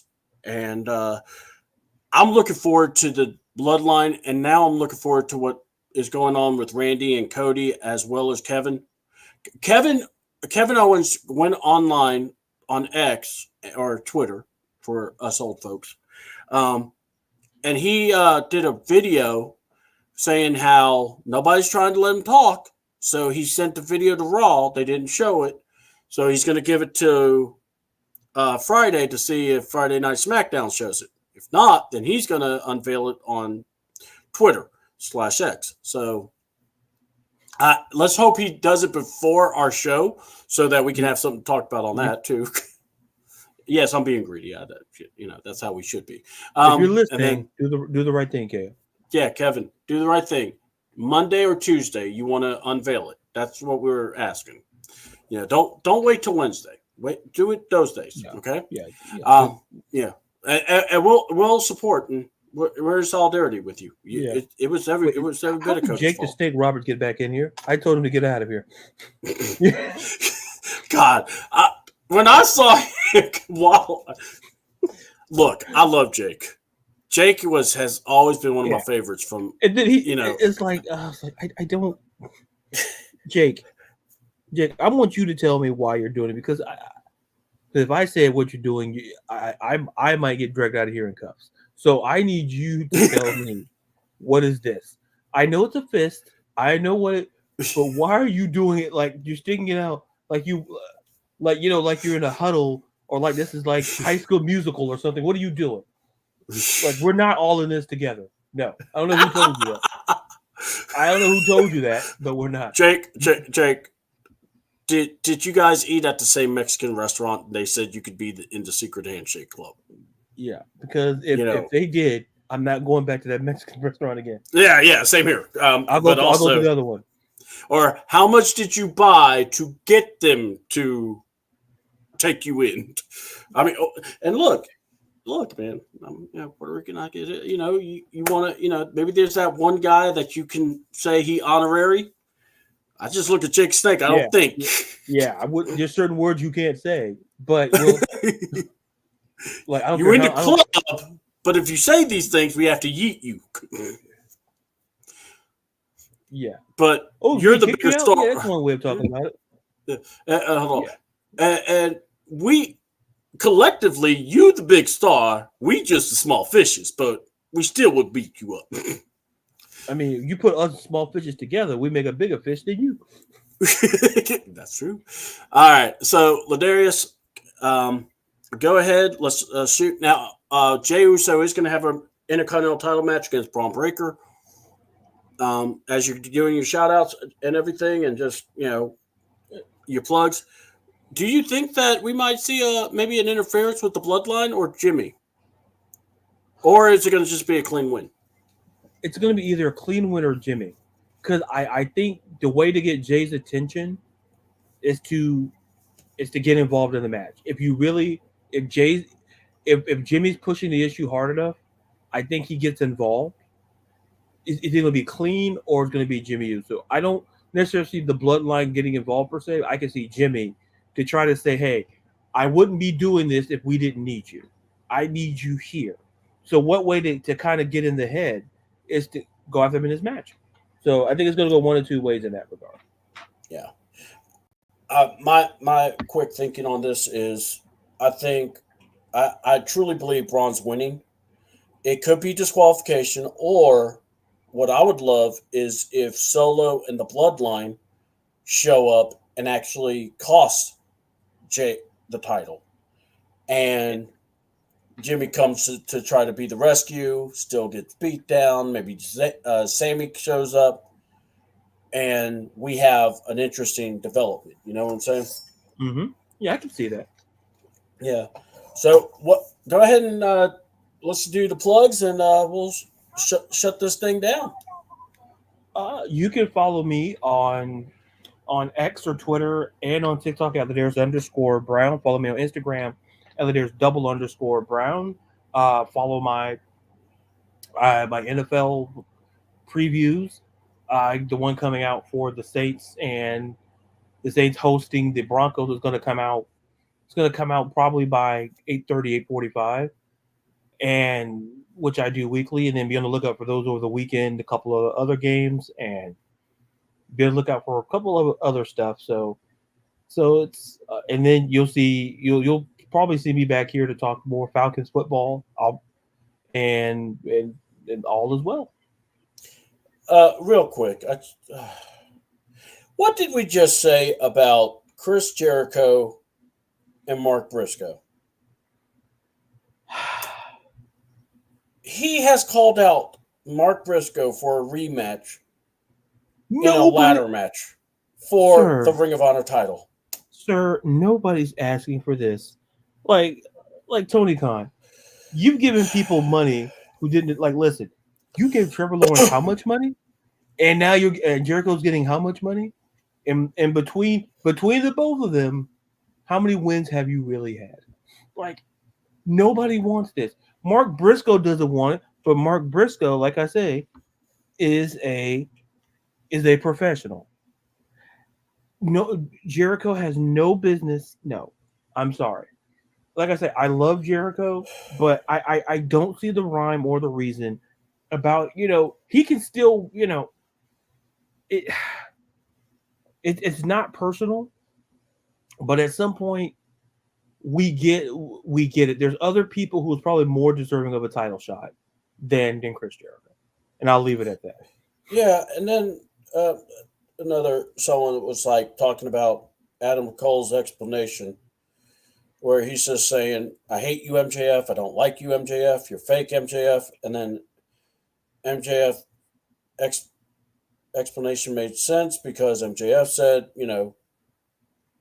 he could trust. Now he can't. It doesn't make sense, but for them playing the roles that they're currently in, and Adam Cole doesn't even mention the ankle, where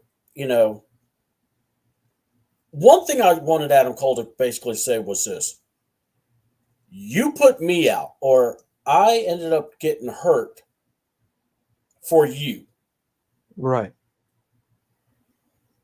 I got hurt helping you. And it cost me this and this and this and this, if not more. Why do you thought this was over? It ain't over by a long shot. No, we got to go, man. AEW. I forgot about this. I know we were talking about the Falcons, and we're going to talk about this, and I'm shutting down, but this pissed me off. So everybody wants to talk crap about Jimmy Jacobs. How he was the problem, basically. Who runs AEW? Yeah. Well, I mean, look. I don't get that either. Yeah. Okay, he's a writer. That doesn't tell me that he owns everything. And if that's the case, then are you telling me Jennifer Pepperman is the reason why the women's division went from here straight down to the toilets? Yeah. Because Mariah May, who's the women's champion, who had a great storyline with Tony, you see how this is looking, and then went straight down. And then we had a good thing with Willow because, look, when you have a good heel and a good face, you can't go wrong. Right. Did you see the video at the press conference where nobody could ask her anything? Yeah. Like, so what's the purpose of having a press conference? If you can, it's like this. If you, why show up to the press conference? Yeah. Because it's like, because I understand there's certain questions you can and can't ask. I understand. Yeah. As someone who's done interviews, I've interviewed wrestlers. I've interviewed same here. Athletes. I've interviewed NFL players. I understand because there's certain questions I can and can't ask. Yeah. That part I get. But I have to figure out at least a question or two that I can ask because it's everybody in that room, it's their job to ask a question. Yeah. Like you see, after every PLE, there's a press conference for WWE.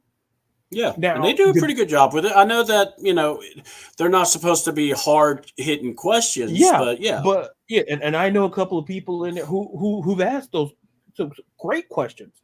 My question is, why do you show up to the press conference and why would you not say, hey, you got to answer these questions? Don't have them show up because all you're doing is creating an unnecessary issue. Just don't have them show up. Yeah. Yeah, like, because you're wasting people's time. Like people's time is valuable. Yeah. Don't have them show up like, oh well, she can't. Like, well then what? Then what the bleep are they doing here then? Like that's the question. Yeah, if you're invited to a press conference, feel comfortable to ask questions. That's what you're supposed to do. Exactly. As long as you're not berating the person up on the stage or trying to make it about you, right. Like I would have asked her, well, hey, Mercedes likes to say she's the top champion, but you're the women's champion. So what is your view? Exactly. And because and she can keep it in kayfabe. It's not like I'm telling her to throw her under the bus. Listen, Tony Storm did it, and Tony Storm was great at it. Yeah. And what I was upset about the most wasn't that no one's asked questions, that she's like waiting. And it's like, at that point, I'm glad she walked off after answering one question. Because I would have been like, if y'all can't get your stuff together, I'm not coming out here. Right. And that's fair. Because like I said, as someone who may not have been in a press conference, but I have interviewed people. Yeah, same here. Like it's a format. What I do for any interview I do, like if it's for my job, of course I have to run the list of questions through them, whatever. I just have to run. But if it's just me interviewing the guests I bring on the podcast, I always have a looser format. And and because I know what questions to ask and don't, I automatically know what questions to ask and don't ask. Exactly. Because I know there's a line. So, but to me, I wanted the guests to see that I was prepared. I would tell the guests, it's like this. You tell somebody to come to your house. All you do is bring yourself. The food's already done. You just enjoy the meal. That's essentially what any sort of question. It's like the pressure's on me. It's not on, because they're coming out here with their time. If they feel their time is wasted, they're either gonna never want to interview with you again, they never want to do the presser, or they're just flat out walk off of what we saw. Like, and people are like, oh, walking off is disrespectful. No, when you're not prepared, and this is important, I don't want to go too long, and I'll say this quickly. If you're not prepared, don't be upset if people don't want to work with you. Yeah. Because people's time is valuable. There's 24 hours in a day. You got to sleep, so you got to take a couple hours out for that. Then you got to factor in people's personal lives, and then there's time they take out for you. And by you being unprepared, looks unprofessional, and there's too many people in the market that are professional and understand that you don't have to work with them, or you don't have to answer questions.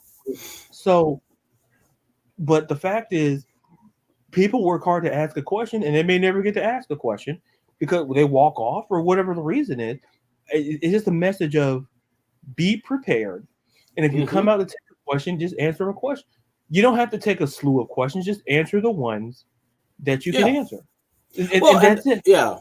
And I'm talking for the other person on the side, which was Mariah. You know, I felt, you know, and my thing is this: she's one that I felt they've dropped the ball on big time. Yeah.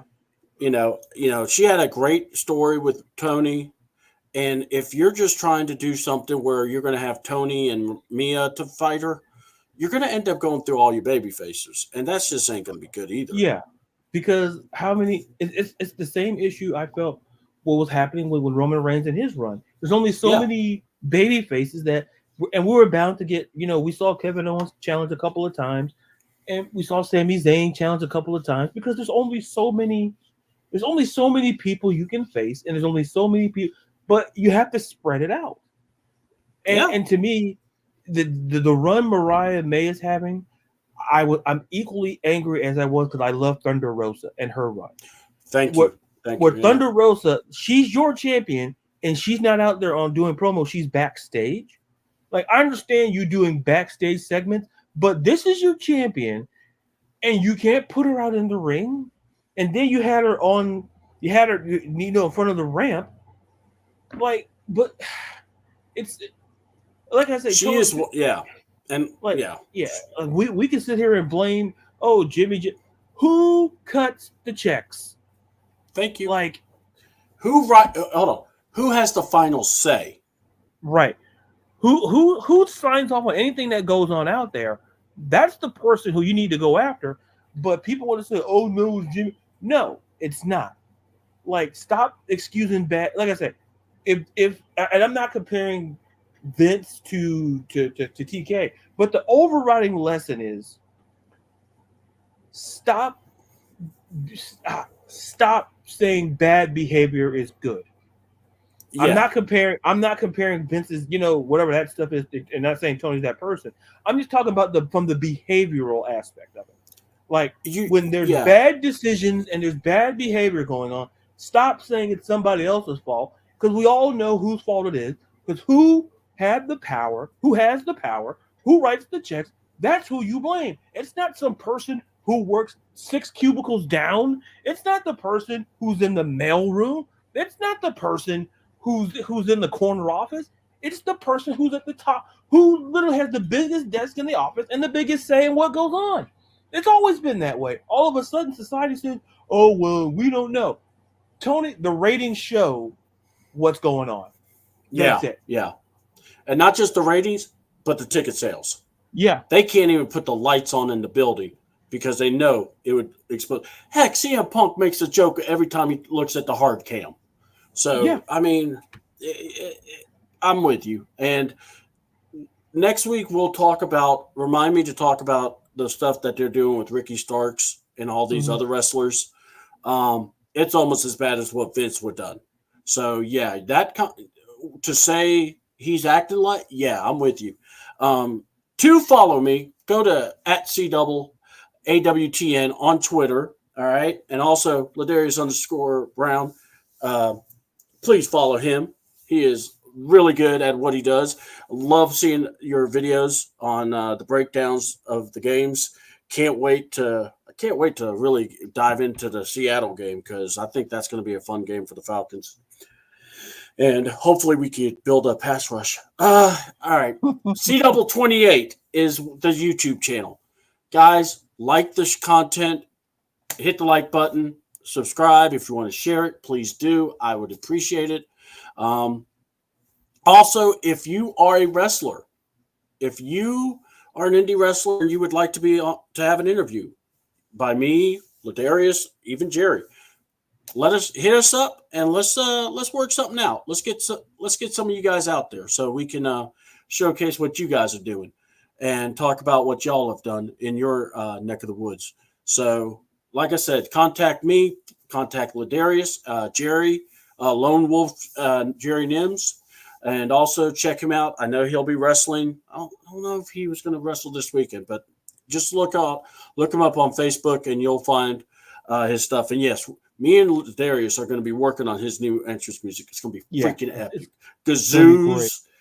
We're going to have a 20-piece orchestra. Everything, man. It's going to be. I can't wait. We're going to make angels cry in this, man. That's what I'm thinking. Your mind will be blown. So, yes, and on October 24th, this is a random note, but October 24th, I'm getting Deadpool and Wolverine on a 4K DVD.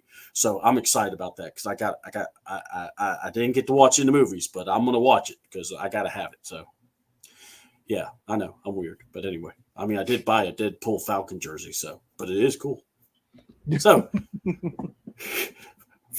And that was a freaking gift because someone just gave me money. They were like, go get you something. I was like, well, I see this. So, all right.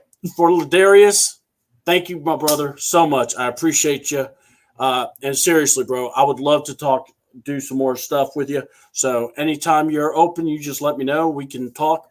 And for Jerry, much love to you, bro. Thank you for hanging in there and having to eat. I understand.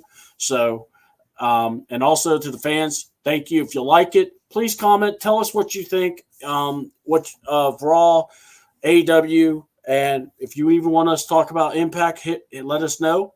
We will bring that up, and we'll go from there. Love you guys. Enjoy the show. I'm out. Peace. Peace.